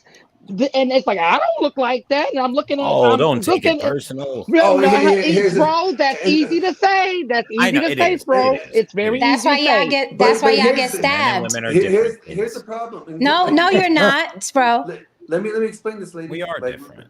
Yes, we are different in the sense of, you gotta understand, ladies, likes and hearts on your Instagram does not mean we want to be with you. It just means that you're fuckable. Okay, like exactly. And if you have a woman, thank you. I'm glad you said that, because if you have a woman and she's watching you click hearts, it's like, okay, this motherfucker thinks this bitch is fuckable, and women don't want right. But women don't want to know that their man thinks a myriad of other women are fuckable. That don't look like her. Are fuckable. That don't look like her. That don't look like her. Correct. So men need to hide their Instagram accounts, right? So. It's like how many like her in your head. But how many guys, like you did before the internet. Well, it just manifested like imagination. Stop taking pictures, ladies. Stop taking pictures on the internet. If you don't want guys to like them, stop taking pictures. But here's I want you to like my shit, because you know what I mean. No. Listen, your girlfriend is your issue, and I'm talking to the men worldwide. I'm saying if I was in a relationship, I would have an issue with that. Like her in your head, bitch. Like her in your head. Jen, if you were in a relationship, okay, well, wait one second. Wait one second. Let me get this question, Ron. Jen, if you were in a relationship, he wouldn't have a phone. Would you or hands? Have social media? Say again? If you were in a relationship, would you get rid of your social media from? If he replaces the income that I get from it, There you go. Thank you, because social media to me is income. That's my income. Okay, I get that. So let's say he's making 7 figures. He's a 7-figure earner. And he's like, I want you to get rid of your social media. No more Instagram, it's gone. No more Twitter, no more Snapchat, it's gone. No more easy. That's easy, Glenn. Easy. That's I don't want easy, Glenn. Anyway. That's easy. Listen, I loathe social media. If I hit a lick, I'll have my assistant deal with my social media. I loathe social media. So if this man was like, hey, look, I'm going to open up that salon or that thing you wanted, get off social media, I'd be like this. Everything would be gone. I'm out of there. Gone. He wouldn't even be able to get the whole sentence out of his mouth before I delete that shit. It's gone. Most women will have a hard time with that. They're like, well, wait a minute. True. Like, wait a minute. Why? Because that's their way of staying in the game without being in the game. So it's like that's their currency. Very true. Exactly. So it's like, wait a minute, you don't want your man to like other women's pictures, but you're taking pictures of yourself that other guys are liking. So What are you bitching about? Bro, you know what? But it's two different things. For a second, I want to root for the chicks. Yeah, and plus men are easier, so y'all can't play that game because you fall and slip in the pussy like that. Men are easier. Women will toy around. Women will toy around. Women will play around. You know what I mean? But you guys, like, yeah, it just takes a little screening process. We do this. You got a pulse? Yeah, Thank right you. there. Hold on. Is that Thank you for being honest. Okay. Thank you for being honest. Look at it this way from a male perspective. Okay, brothers, there's a a male perspective. Brace yourselves. There's AKA mansplaining. Here we go. There's a thing called a daddy do-over, right? Yes. Get your abs done and then shoot some shit in your dick or whatever. Yes. You know what I mean? And these men are doing it. Why are these men doing it? Because, you know what I mean, maybe they were in, you know what I mean, sitting next to their girl, you know, one day, and their girl said, "Ooh, look at his abs." And they said, "Ooh, look at that print in the damn sweatsuit." You know what I'm saying? I mean, liar, you tried it. Cap. You tried it. Cap. They tuned in. Or they tuned in. They tuned into On the Block with Jen, or us telling them to get their ass to the gym, and they're like, well, you know, this is the quicker way to do it, right? And because really, a lot of times, right, a lot of these guys that's in the manosphere, the red pill, the overdose of pills, they complaining like how they can't get a woman. A lot of them over here, like, just go to the gym and do something with yourself. A lot of them feel like that's half of the battle. Like, if I could just get this done, I don't have to improve on my communication skills or my hygiene or anything. My other deficiencies. No. My 94 Chevy Lumina in the driveway. Can we just like at least like clear this out of the way, Eric? Like, look, there's no such thing as an incel. Okay? They're all voluntarily celibate. Huh?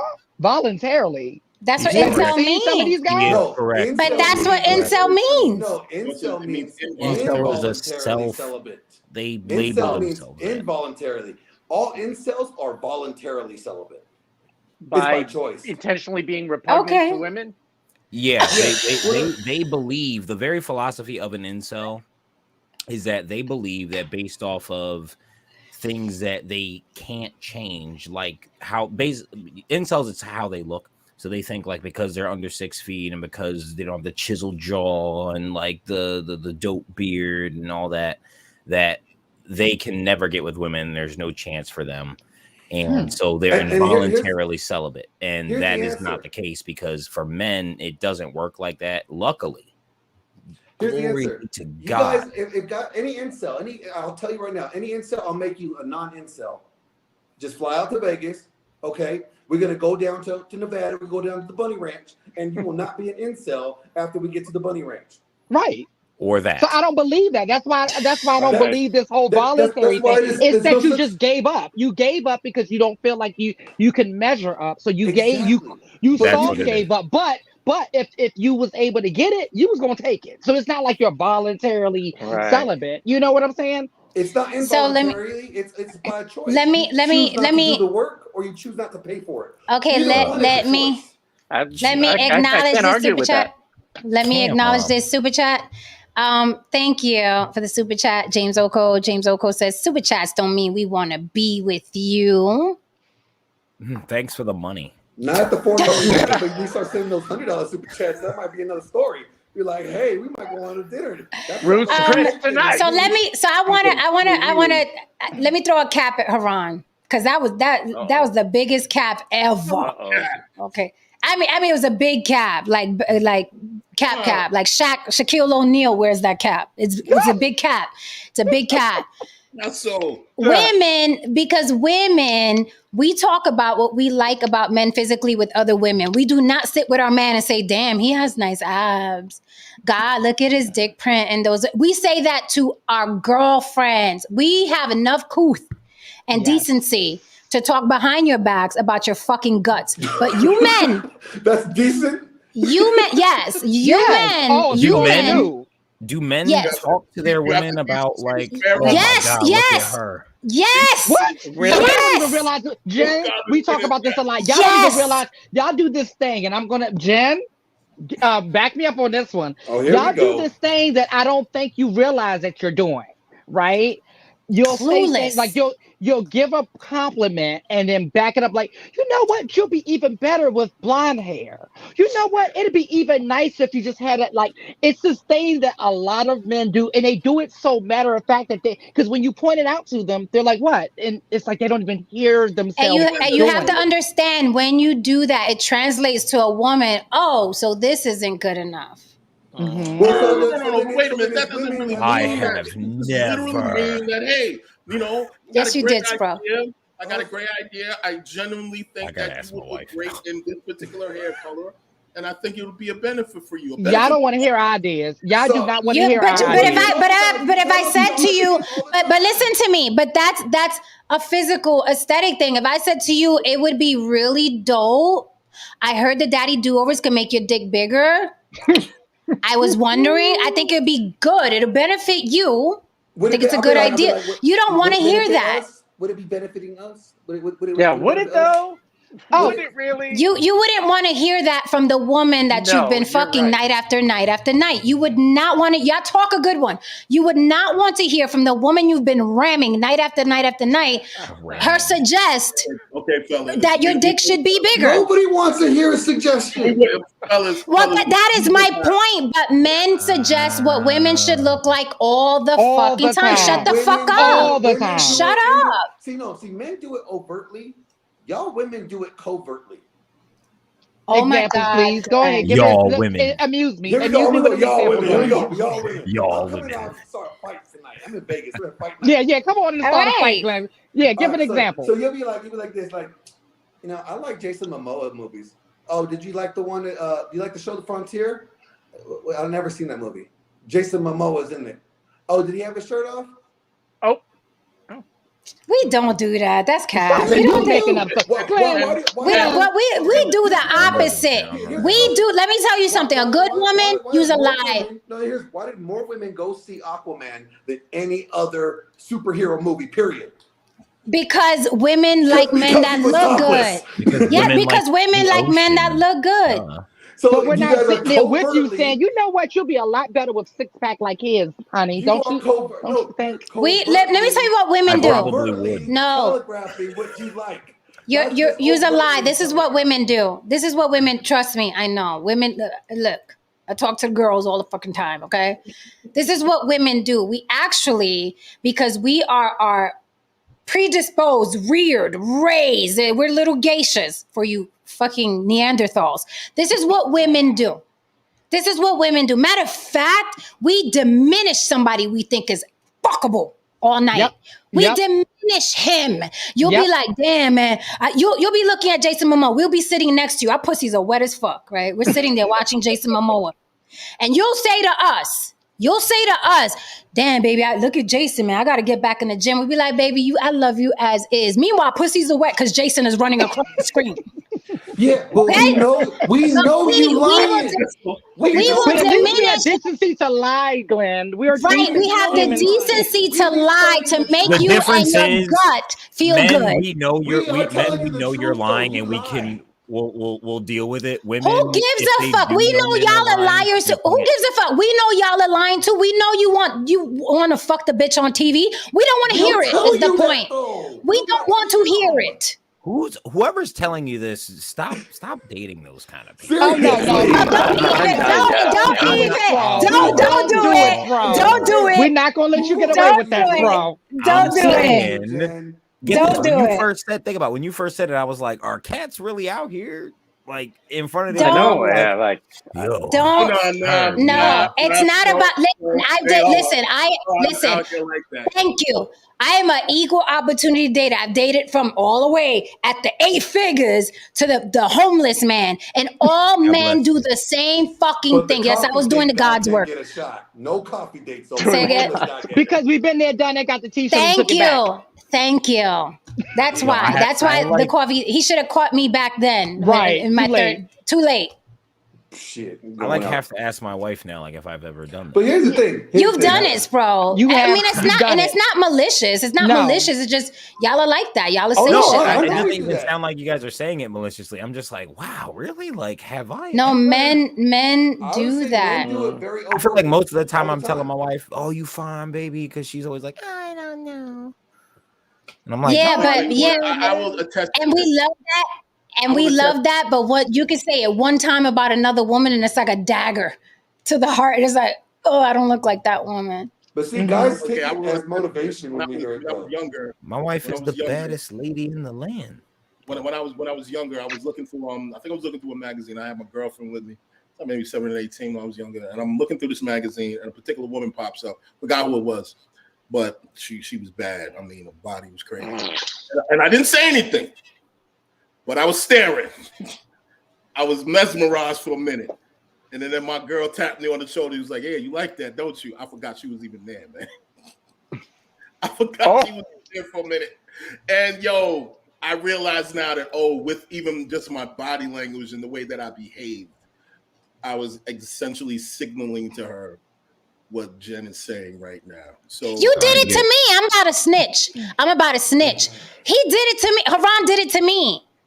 No, don't hide. He fucking did it. He sent me a picture of, I don't know if it was a cartoon or a real lady. The lady did resemble me, though. I will give him that. The lady resembled me. And he was like, "Oh, Jen, this reminds me of your body. You would look just like this if your hips were bigger like hers." Fuck off, Haran. Hey, you know what? Say, we do that. I have no problem. Fuck off. I took my girl straight up like, hey. And I was like, hold on. I am perfect as is. No cap. For a woman who's I'm fucking perfect as is. You don't have to like it. No one has to like it. Right. Okay. Exactly. I have to like it. You're happy with yourself. Exactly. Yes. What I mean? So when a man says that, or when I see them online, like even yesterday, this guy was like, "Oh, if you were in a sundress and you have a flat ass, that's not a sundress, that's a hospital gown." I say, "Yeah, well, if you don't have 9 figures in your bank account, you're a bitch." Well, there you go. Because men under 9 figures are bitches. Go make some real money, bitch. Stop telling women what their bodies are supposed to look like. That sundress line. Stop telling men what their base account's supposed to look like. I retaliate. I reciprocate. I've dated plenty of broke dudes. Okay, my quota is full. We know. My quota is full. I don't attack a man financially unless I see him attacking other women. We get it. You have a charity.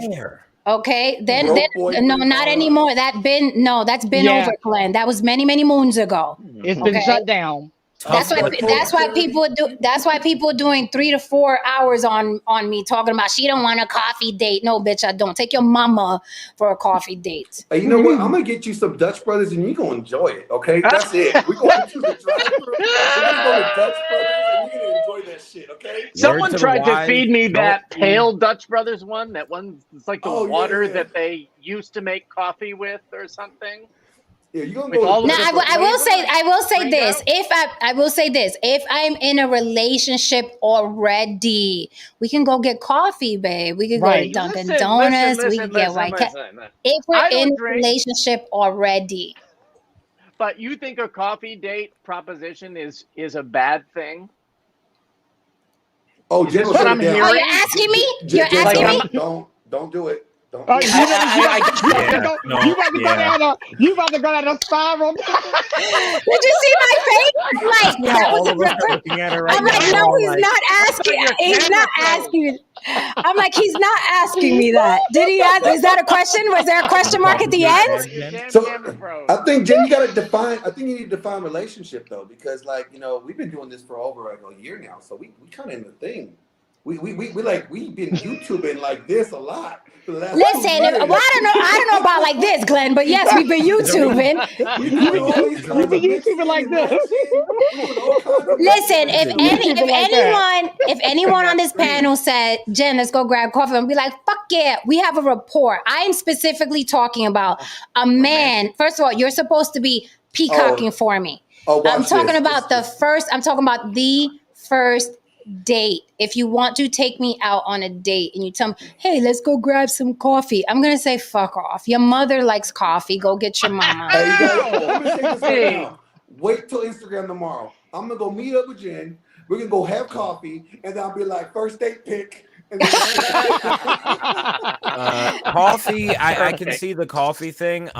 Gentlemen, I would suggest breakfast, because you can get some upscale breakfast and it's still gonna be cheaper than dinner, and you don't gotta waste a bunch of bread, so you can test it out. I'm telling you right now. Egg bites, oh God, here we go with the test Egg out. bites. Oh Starbucks. no, you can go to a nice upscale place for breakfast, and still, like, breakfast is always, you always gonna save bread on breakfast. So I'm saying go to breakfast. I took my wife to breakfast. Look, my one true love is coffee. I gotta find out what you order, and then I'm gonna judge you on it immediately. Jesus. See, I don't drink. I'm not telling you. I never drank coffee in my life, David. I can say I don't drink coffee. And I love coffee, but I don't. It's like a language I don't speak. So how would you judge? I don't drink. I'll have tea. I'll go to Starbucks and have my tea, my vanilla chai tea. I've heard of tea. David, just to let you know, I heard of tea. I like my coffee black and bitter like me. Me too. But this is the thing. This is why how I feel about, like, I love coffee and all of that stuff. But if a guy is trying to date me, the way I look at it is like this: when you first start dating, everybody's putting their best foot forward. We all know after 90 days, the foot gonna go down a little bit. Like, it's the quality is gonna go down a little bit. What's going down? Right. So if your best foot is coffee, I already know, like, it's going to probably go downhill later on. Like, because like Jen said, hold on, because typically, like Jen said earlier, the peacocking thing is real, right? Because we already know you're peacocking, but you ain't gonna peacock for 20 years. You know, it's just for 90 days at max. And you know, so hey, you know what? It's gonna be a real sad day, like when some guys like waiting on this jet, like, hey Jen, let's go to coffee. I'm gonna fly you out with me to Italy to go get some coffee, you know, some amazing coffee over there. And she like, no. Dude sitting there at the jet like, man, this bitch just let me. I just couldn't. That's different. First of all, if he's flying, if a man is good. Listen, if a man is like, let's fly to Italy and get an espresso, my favorite, I'm gonna be like, fuck yeah, that's a different. Why is it? Let me ask this question. Why is it that men are the only fucking species that think they can get laid for nothing, for zero, for zip? You deserve a black widow mate. Your head should be twisted off and taken off. You're the only ones on the planet. I have the answer to your question, Jen. I watch Animal Planet, and there are little birds who spin around for 3 hours to get laid, and you guys can't fucking fathom a dinner. I have I'm getting in 20 minutes. I'm going to jack off anyway, so it doesn't matter.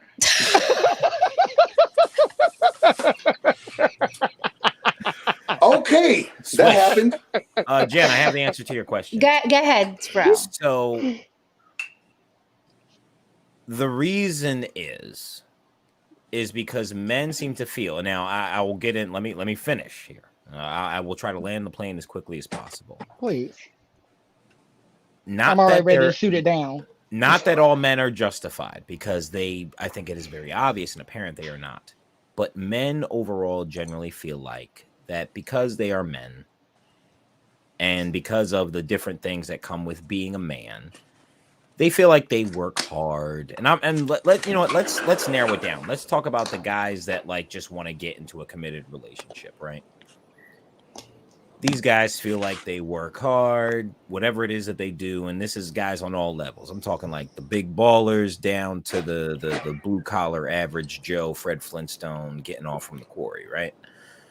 They all feel like they work hard, and they all feel like they want a woman to share their life with or whatever, etc., etc. And again, Haran, the guys who are looking for a committed relationship, right? Like these are those cats. So because of what we have talked about multiple times, are the culture in the West clashing with how men and women are in the mating dance. That all getting out of whack. Men and women are bumping heads, right? So the men are frustrated because remember, it's everyone's fault. The men are failing and the women are failing, generally speaking. Mute. The music going on and somebody in the background? Yeah. Oh, it's for what Spro is saying. Oh, Jesus Christ. Bro, you got on the wrong channel, bro. If you wanted any sympathy for men. No, it's not. It's not even about sympathy for men. Continue, Spro. Continue, Spro. Spro, continue. These poor men. For 75 They cents are a day, you can help hurting. a poor man out like this. They are horny, and all they want is some coochie, maybe a sandwich here or there. And how the brothers are feeling is the brothers are feeling like, yo, why is she like this way? I'm working hard. I'm doing what I gotta do as a man. I ain't asking for coffee. I asked for breakfast, but like that ain't bad. I just want to make sure that like I'm not wasting my time or my money. I get that women care about money. That don't make them wicked. But I just want to be sure that she is worth it. So, because men and women are so out of order on both ends, men and the women are out of order. The men and the women, again, underline the men and the women, because of the shortcomings on the women's side, also clashing with the shortcomings on the men's side. The men feel like they're working hard, but the thing is they're not working hard, and they are lazy and they are dumb. And then the women, because of how they are, feel like that they are owed more than what they are owed. And because of that, some men are weary about doing certain things, certain dates. That's why I hear the coffee thing come up. Now, again, I'm like a coffee, maybe a second, third date, right? I personally wouldn't go to coffee. That's why I'm like, yo, breakfast. Because I was on the same. I was on the same type time. Like I was like, yo, like, first date. I don't want to, like, again, I want a peacock, but I don't want to waste my time and or my finances. But how do I show her that I'm interested while at the same time watching out for myself? So personally, for me, it looked like breakfast. I think a lot of people nowadays, that is why. And again, this is for the men who are looking for committed relationships, not most men. The other men hop on the gripes of those men to justify their fuckery. So let me really quickly, bro. So here's the thing. When I hear coffee, I'm like, oh, you just want to get laid for cheap. Great. I'm not your girl. When Starbucks is a minimum $9. For some of the men, that may be the case. Okay, but look, I would say the majority, because when you're talking about a man who's looking to settle down and looking for a wife, I would think that man is going to present his world to that woman. This is what I want to bring you into. I'm going to be protector, provider. This is how I am as a man, blah, blah, blah. A man who's serious about settling down with a woman. A motherfucker who's just off the fly, like, hey, you want to grab coffee? Hey, you want to grab some drinks? He's not that interested, and that's okay. But let's not pretend that those coffee date guys and those, hey, let's grab drink guys are these doting wannabe husbands. I'm not saying that. I'm not arguing that. And there actually is a point to what you're saying. Like, I can dig it. Like, it's like, oh, let's go get drinks. Let's go get coffee. Again, they may be open to maybe something serious, but I could see where you're like, oh, they're not like, oh, they're not looking for a wife or whatever. However, I would also argue that nowadays, hold on, Glenn. Nowadays, it is a little different. And like again, I haven't been on the dating scene in a little while, now, like I'm married, but like even looking at it, like from when I was, it was nuts. Like the internet dating and like just people in like my generation and my age group, like it is weird and it is changing. Like, and I was raised very kind of old fashioned. Like, I used to pick girls' flowers and get laughed at for it. And like, then I stopped doing, no. Straight up, I stopped doing that. And like, I went through so many different weird phases because of like things that were like told to me from like people who were older. And it's like, like, you're right. Women generally do like that kind of thing. But nowadays, you got to move different. And again, this isn't a justification for, I'm not saying like, oh, take her out for coffee dates, because you're right. If a guy is really serious, he's not going to just ask you to coffee. However, I think for some of the probably younger guys, especially if they're looking at manosphere content, but there's still hope for them. Let's just say that they're going to be like, oh, let's go to coffee and this and that. And they're not going to, they're just a little more weary. However, again, I'm not justifying like the coffee thing. I'm just saying. So what if a woman is worried and shows up in slippers and a bonnet? Just to make sure, you're worth it. A woman who is weary does not look like a woman showing up in slippers and a bonnet. I will just say that. Realistically, it does not she's look showing like up in slippers and a bonnet, she's telling me she's but that's right. But you have to understand that's the equivalent. Little effort for little effort. Little effort I for don't little think effort. That's little effort. I think a lot of men are so also either. confused as to what women like. I think, which is the same thing with women with what men like. I think like there are a lot of guys that think, I used to think this, that like, oh, like I'm a good guy. I'm a good guy. And like, I don't mean any harm. I'm looking for her, blah, blah, blah. You know, I mean, well, I have goals and yada, yada. So that'll shine through because that's what I was told. And to be quite honest, maybe when you get a little older, but when you're younger, if you don't got the bag, be creative. Just be creative. You can be creative. No. There are ways. Yeah, be creative. Let me say this. Like it's a little harder. I gotta ask a question. There's a quick question I gotta ask. What is a good guy? Depend on who you want. What is a good guy? What is that? I mean, even if you notice how I said it, I thought like I'm a good guy. Like no, I'm just saying. Is it just the guy who won't cheat on you? Is that the only criteria? You know what I mean? I'd say a good guy is, there's so many different, a good guy is a guy of integrity, you know, he works hard, he's not lazy, he has courage, because I'm not going to say bravery, because there's a big difference, but I think courage is way more valuable than bravery, or way more admirable than bravery. But I think the problem with the good guy, because look, there's somebody for everybody. I think the problem with the good guy is he wants the hot, sexy girl. That's not your lane. Not every single no. That you're talking about the nice guy. That's the nice guy. But the nice guy and the good guy, they want a good. Listen, there's a whole pool of women for the good guy. They're the librarian, they're the kindergarten school teacher. They're not the girl that dresses like me and what's up, bitch? And I'm dancing on the table. It's not that girl, but that's the girl that I think that's totally true because I think that's totally true. I am not conflating. I'm not conflating because here's why. The girl, listen, the nice girl, the good girl, the girl that's going to go with you to Comic-Con, the girl that's not going to care that you don't have any money, the girl that's not going to care that you got a pot belly, that girl, guess what? She's available. She's ready. You overlook her. She is not exciting. She is not sexy. Men want sexy. Men want exciting. Men want cleavage. Men want the woman that all the other men want. When you're overlooking the girl who's making your coffee at Starbucks and she really likes you and spells your name correctly, and make sure you have that extra froth. You don't want that bitch. You want the one that walks in. You want the one that walks in like, what's up? You got my order wrong. What's wrong? I come here every day. You want her. That is who you want. No. I hear what you're saying, but like those women, like the women that you described, those women are also sexy. And again, like I get what you're saying. It sounds like you're talking about those guys in those Manosphere live chats that are like, I'm a good guy. Why don't the girls want to be with me? Blah, blah, blah, blah. That is different. That is a different monster. That's in there they're not all incels, because again, incels is a self-label, but they're in there with them. That's not what I'm talking about. I'm talking about regular, even like, it's not even regular guys, like, but like just men like that aren't like in that weird, bitter, like, oh, I'm owed pussy, like, not but Spro, okay, the regular guys. I walk outside, all I see is regular women who are looking for husbands.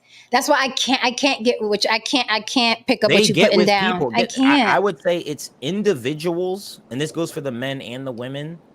They're going to be individuals that are going to miss out on a lot of stuff because they are under the impression that they deserve something that, like, they don't. Again, they're maybe they're blind right now, but I wouldn't say it's not so much about, like, again, I get what you're saying, but it's not. I wouldn't say that it's an overall like blanket statement.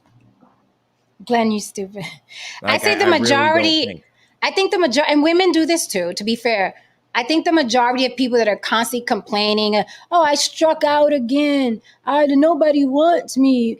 Women will say, "Oh, you want the hoes. Y'all want the hoes," and men will say, "Right? Oh, you want the assholes." No, it's just that those two people who are complaining refuse to date each other. You refuse. They You want, refuse. they Those are want your they people. want the people Guys that they're want saying they don't hoes. want. Bro, can I ask a question? Yes. Can I ask you a Guys question? love hoes. Yes. Let me ask you. I'm one right here, bro. Let me ask you a question. The good guy that you explained, if he had all of those attributes that you mentioned, but he said, he liked to cheat. Is he still a good guy? Well, no. Cheating implies that there is a breach of contract. I'm not talking about like, that's what that means. Cheating means that you're going against an agreement. Now there are men. That agreement could include cheating, though. You know what I mean? No, As that's what long I'm as your saying. There agreement are and their people that agreement. don't mind if their partner steps out. That is not cheating. I was That hoping is you not would- cheating. I Someone was who hoping you would say that. cheats in any regard, that is a Mhm. breach of contract. That means you're doing something that is deceitful. Then yes, that is wrong. That is not a man of good integrity. So Look at our nose saint. Our nose saint is Mimi. I go sleepy, nose saint. You did it. motherfucker look like He jet lagged. Nice. that high friend in a bait movie? Yeah, bro. We're gonna wrap up. We're gonna wrap up. I do want, because we're over the 2 hour. And come back tomorrow. It's gonna be spicy. Also Thursday we are revisiting the Black versus Brown. What's the real issue? A lot of people wanted more of that. They wanted more of that. There were some people that wanted in on that and they weren't available. So Thursday again we will repeat Black versus Brown. Tomorrow's gonna be spicy as well. We're gonna be spicy all damn week here. We're gonna bring it. So to wrap, right? We discussed the racial factor in this whole, BBL thing. Black men, are you gonna be more responsible with your words and stop telling Black and Latin women that they need big asses? I'm going to, well, one, I have a wife. My preference is my wife. However, for other men, and this is for same thing for women, if you have your preferences, you have your preferences. It doesn't mean shoot down a party that does not have your preferences. And people who do not fit someone's preferences, you cannot take it too personally. And that's where personal responsibility comes into place. Yes, social factors do play a part when we talk about like, the male gaze and how people look and BBLs and surgery. That does play a part in like, and it's not nice. However, responsibility. You feel however you feel about you. If you let what someone says about you affect how you want to change yourself in any way, shape, or form or regard, that is on you. Because again, if you weren't getting the BBLs, do you think the men would just stop talking to you? No. And again, that doesn't mean that the cats don't talk to the girls and like the girls with the BBLs. You feel me? The titties on Instagram, we went over that, all that. However, if no one was getting BBLs, men would still talk to you. It would be something else. Do not let it affect you. Yeah, it's on you. That's who's to blame. It's always it's you. There's social media, male gaze, all that. Yeah, factors. It is on the people getting the surgeries. So, miss, if you are getting a BBL because of Instagram models or your boyfriend, liked a picture or whatever, don't be stupid. Don't get a BBL. Tell him that you don't want to hear it, or just, I don't know, do some squats. Shit. I'll say this, ladies. I have this workout called Build a Butt. All right, as a former personal trainer and pro bodybuilder, I have a workout. It's called Build a Butt. It's 1,000 reps. You do it twice a week, and your booty be looking nice and plump. Okay, no surgery needed. All right, no steroids needed. If you want to build a butt, hit me up. I will give you the workout for free. I'm trying to save y'all lives. I'm trying to save your lives. All booties' lives matter. All booties matter. Yeah, at this point, it is life-saving. Mm-hmm. It is. I will take heed to the words said tonight. Jen, my apologies to you if what I said to you were a little bit off-putting and it put you in a space. That wasn't my intention. I hope after last night when I particularly complimented you and you know what I'm discussing, I said, please look like that for my music video. Oh, we lost Bro. Good night, Bro. Hopefully I redeem myself in that context. Listen, I know who the fuck I am, Haran. It took me a long time to get here, but I know who the fuck I am. Absolutely Trust and should. believe. Right. But either way, I was not saying. We both I know that there's no I know there's no malice. You guys are Yeah. just, again, Neanderthals. We love y'all though, but y'all are Neanderthals. Right. I do want to say this. I don't think that again, tribalism, I really don't think that all men are into those bodies, especially Black and Latin men. I think that they feel like, oh, I better like this body. I think there's peer pressure too. I don't think all men like those ballooned bodies, but it's like, you better like it because that's what we like, right? Yeah, we like big ass. I don't think all men like those bodies. There might be whatever they could get some later. truth to that. Let me just get this out. I was having a discussion with a couple of dudes, and they were saying that Miami, young Miami, whatever, she was the shit, whatever. I thought she was mid. I was like, oh, this broad is mid. And it was like, yeah, who you shooting for? I was like, my mind is like, Megan Good and shit like that, and like shit like that. And it was like, yo, Miami looks better than her. And I'm like, in what fucking world? Young Miami dealing with Megan Good. You know what I mean? I was like, that's not happening.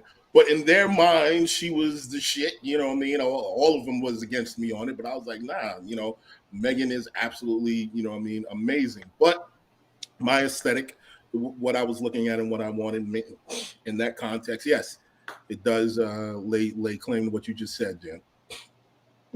Glenn Stupid said, men will like whoever throws a box at them. No Saint. Say something, no Saint. No Saint. Yeah, listen, I'm just letting the panel know that there was a few times that if I was in my right mind, I would have been slicing, but I'm too tired tonight mentally to spar. You had a long vacay. Oh my God, I'm just jet lagged. Yeah, that jet lag ain't no joke. But yeah, just I'll be back on my game soon. Hopefully tomorrow. Tomorrow, get some good sleep. Come back tomorrow. I'll keep it spicy. You already know. Go meet me. I will. Have a good night. Good night. See you, no Saint. Good to see you. Ilham, David, Lily, Glenn. Any last parting words for these crazy surgeries that are killing women and will continue to kill women? I'm sure the good thing is she was an influencer. She had a big following. Maybe some women will be like, holy fuck, I'm not going to do it. Maybe they'll opt out now, but we all know they're going to still be, in droves. The risk is worth it to them. They need that big ass. That big ass is a commodity now. And they don't even give a damn about the male gaze. You can monetize a big ass now. Okay. But the real ones will love you, and they will love you as you age and change. Save your money, and don't give a fuck about what anyone has to say about you. I think when it goes back to your movie, Lily, and what you said again tonight, when you look at someone else's freedom and envy it, right? You have a problem with loving yourself. So, Yep. Try to figure that one I out. will say this: if you want to have a conversation about other things other than butts, I'm gonna have the controversial Angela Knight on Friday. The girl that called out that red pill guy on Valuetainment, made that huge ordeal. Well, she's coming on my show. We're gonna have a one-on-one. It's gonna be real spicy. When is that? When are you doing that? Friday at 5 p.m. Pacific time or Vegas time now. Okay. It's going to be about an hour long. It's going to be a good show. And you'll actually catch me on Access Vegas on Thursdays because I'm now the producer of Access Vegas. So what's Access Vegas? Oh, you need to see that show. I'm trying to get you on that show. I need to be on that show. What? Like no, for real. Like you let's just say I'm now the king of Access Vegas. Not Rollo, it's not Mike Sartain, it's me. There was a vote. Go ahead. Who had the thickest D on the stage, and I won. So was it through an implant or just Did you really measure? Did you guys really measure, or are you shitting me right now? No, she did the hand test, and she's a cockologist. So she's a Makes sense. cockologist. I'll take her word for it. Since Right. Okay. All right. Doing it. We gotta listen to the cockologist. Right. So we're doing things now. Now we're in Vegas. Okay. But hey, Jen, hit me up after this. I gotta get ready for the gym. Okay. I gotta update you on some things. So hit me Está up. bien. All right, Okay. peace. See you, Thank you, Glenn.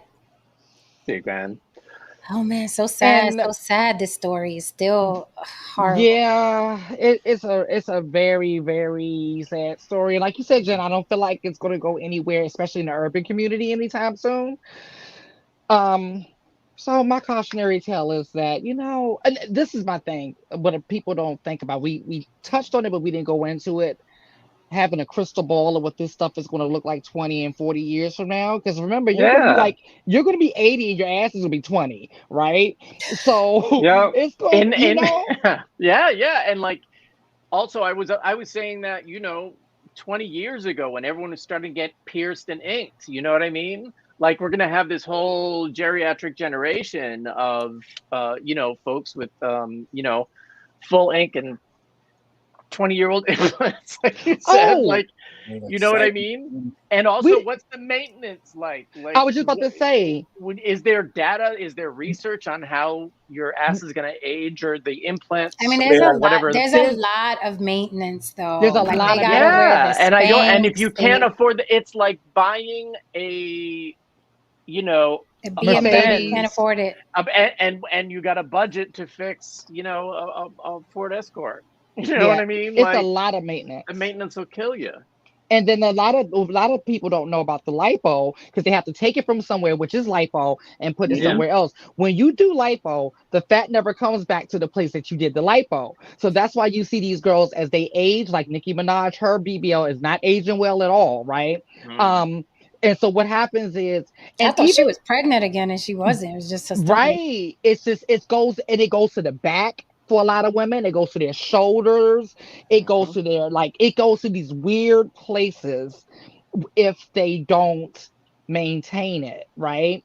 So yeah, it's a lot that people don't think about that goes into it, whether it's the maintenance or how it ages. It's very, very tricky.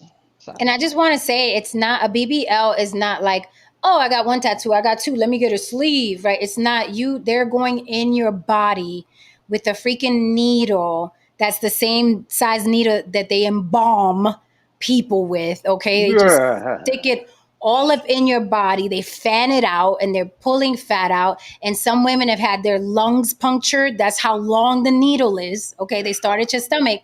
They've had their lungs punctured, their freaking liver, their spleen. Some women have gotten broken ribs. This is not a, hey, let me just, let me get new implants or another tattoo. This is brutal surgery. That is why those girls are bleeding after, and they got those little balls on the side where it's like it collects the blood, and people have to massage, literally. I think I sent it to you, Haran, the video where they have to massage the blood out of the holes, and the blood is coming out of the holes. So, but think about just go to the damn gym, because honestly, the hottest bodies out are healthy bodies. Yes. Healthy bodies are the hottest bodies out. Just be healthy. You'll glow. You'll feel good. You look good. You won't look heavy. A lot of these girls in their early 20s get these BBLs. They need help going up and down the stairs. I'm like, you just aged yourself 30 years to have a fat ass. They look old. Yeah. I don't know why they always look so old. I'm like, all these BBL girls, they be in their 20s and looking like they're a 40-year-old woman that looks good for her age. Like every time I see, and then they all starting to look alike now. Between the lace fronts and the baby hair and the heavy makeup and the BBLs, they all are looking alike now. Yeah. Now they get veneers. Now they getting the fucking veneers. Oh God, please don't get me started with the veneers. Please do not get me started. I can't stand those chiclets. I think, listen, I'm happy. I think I'm gonna win again. See, when I was in junior high school and high school, I barely went to high school, but when I was that age, I was like, oh my God, look at all the girls. They grew their titties and their butts, and I was like, oh my God, I'm a late bloomer. And now all them women, sorry, my mother. Now, they're finding me on Facebook, and I'm like, "Who are you?" I'm Jen. yeah. I was like, "Oh, Yeah. hi. How are you?"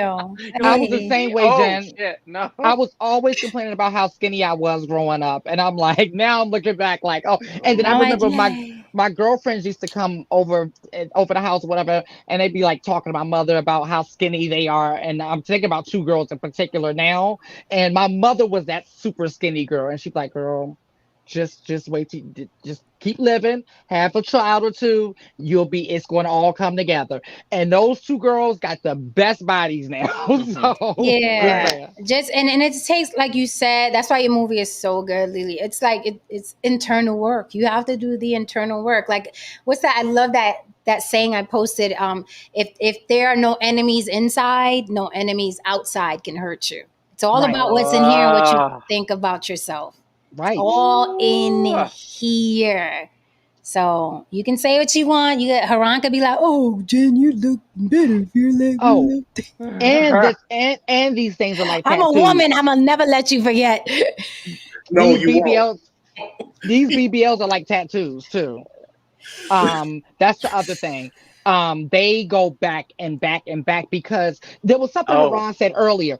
There's two types of BBL girls, right? And I know them both, and I've seen this with my own eyes. The ones who do their own work first and just go in and get stuff that taken care of that can't be done through exercise, like loose skin and stuff like that. They're one and done. They're gone.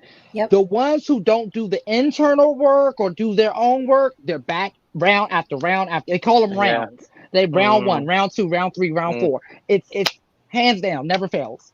Yeah. I say this: the two girls that I researched who died, and no cap, were beautiful girls already, young, beautiful girls with children. I'm like, you were fine right there. You were fine. Yeah. Sad. And you know, when it comes to your body, like, we all get a budget. We're all on a budget to a certain extent, but that is one thing you can't be on a budget on. And so it's so attractive to get the twofers overseas and everything like that. Twofers. You're like, The BOGO. is that a forfer technically? They have those too. Yeah, they do. So, does that country have the same medical standards as the United States? And not that we're a shining example, mind you, like we suck, but we do have a lot of protocol and regulation in place. And, and then like change the name clinics or going to a hotel because a lady who knows how to do it because she was a nurse at a clinic, somewhere. I also you gotta, if you're gonna don't buy don't buy the car if the butt is that important to you. I just want to say something again about the fitness industry. I see the same thing with a lot of these young guys when it comes to steroids that I see these young girls go through when they go through the BBLs. And a lot of these young guys, they run out there because they want to look like these, they want to look like these mass monsters or whomsoever. And they'll shoot themselves up with all kinds of steroids, and some of them get heart attacks in their 20s and so on and so forth. And a lot of people have a very steep misconception of steroids. You can be taking steroids and not even look like you're taking steroids because you just don't have the genetics to actually become this, Greek god that you think that you want to become. And also you need to go through years and years and years of working out anyway. You don't just pump yourself up with fucking steroids and then, you just sit on your ass and all of a sudden you look like fucking, some Momo or some shit like that. You have to put in the work. So it's the same thing. These people are just dying from actual, entertainment of beauty. And it's sad when you see that with young people. Yeah, it's sad when she said, there's a video out there now, people are playing. It's sad that she said, I'm in the gym, I'm working off I lost a little bit of weight after the baby. But she was like, I'm looking at these girls that got the BBLs and they just like, they ready. Famous last words. All right, guys. So with that said, tomorrow will be spicy. David, I hope you can come back as often as you can. Man. We'd love to have you. I am really loving spending time with y'all. Really, for real. It's a New York thing. Yeah, it really is. And we got all these boroughs here. Right. He represents Queens. You know what Yeah. So yeah, I will definitely be back. Yes, please do. Tomorrow. Please do.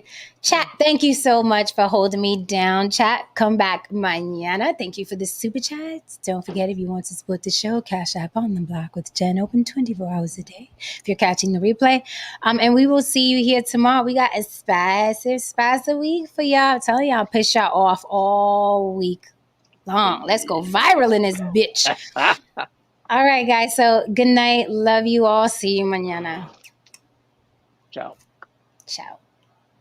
Right, guys, if you're still here, please hit that like and subscribe on your way out for mama. We will see you here tomorrow. Have an amazing night. Happy Monday.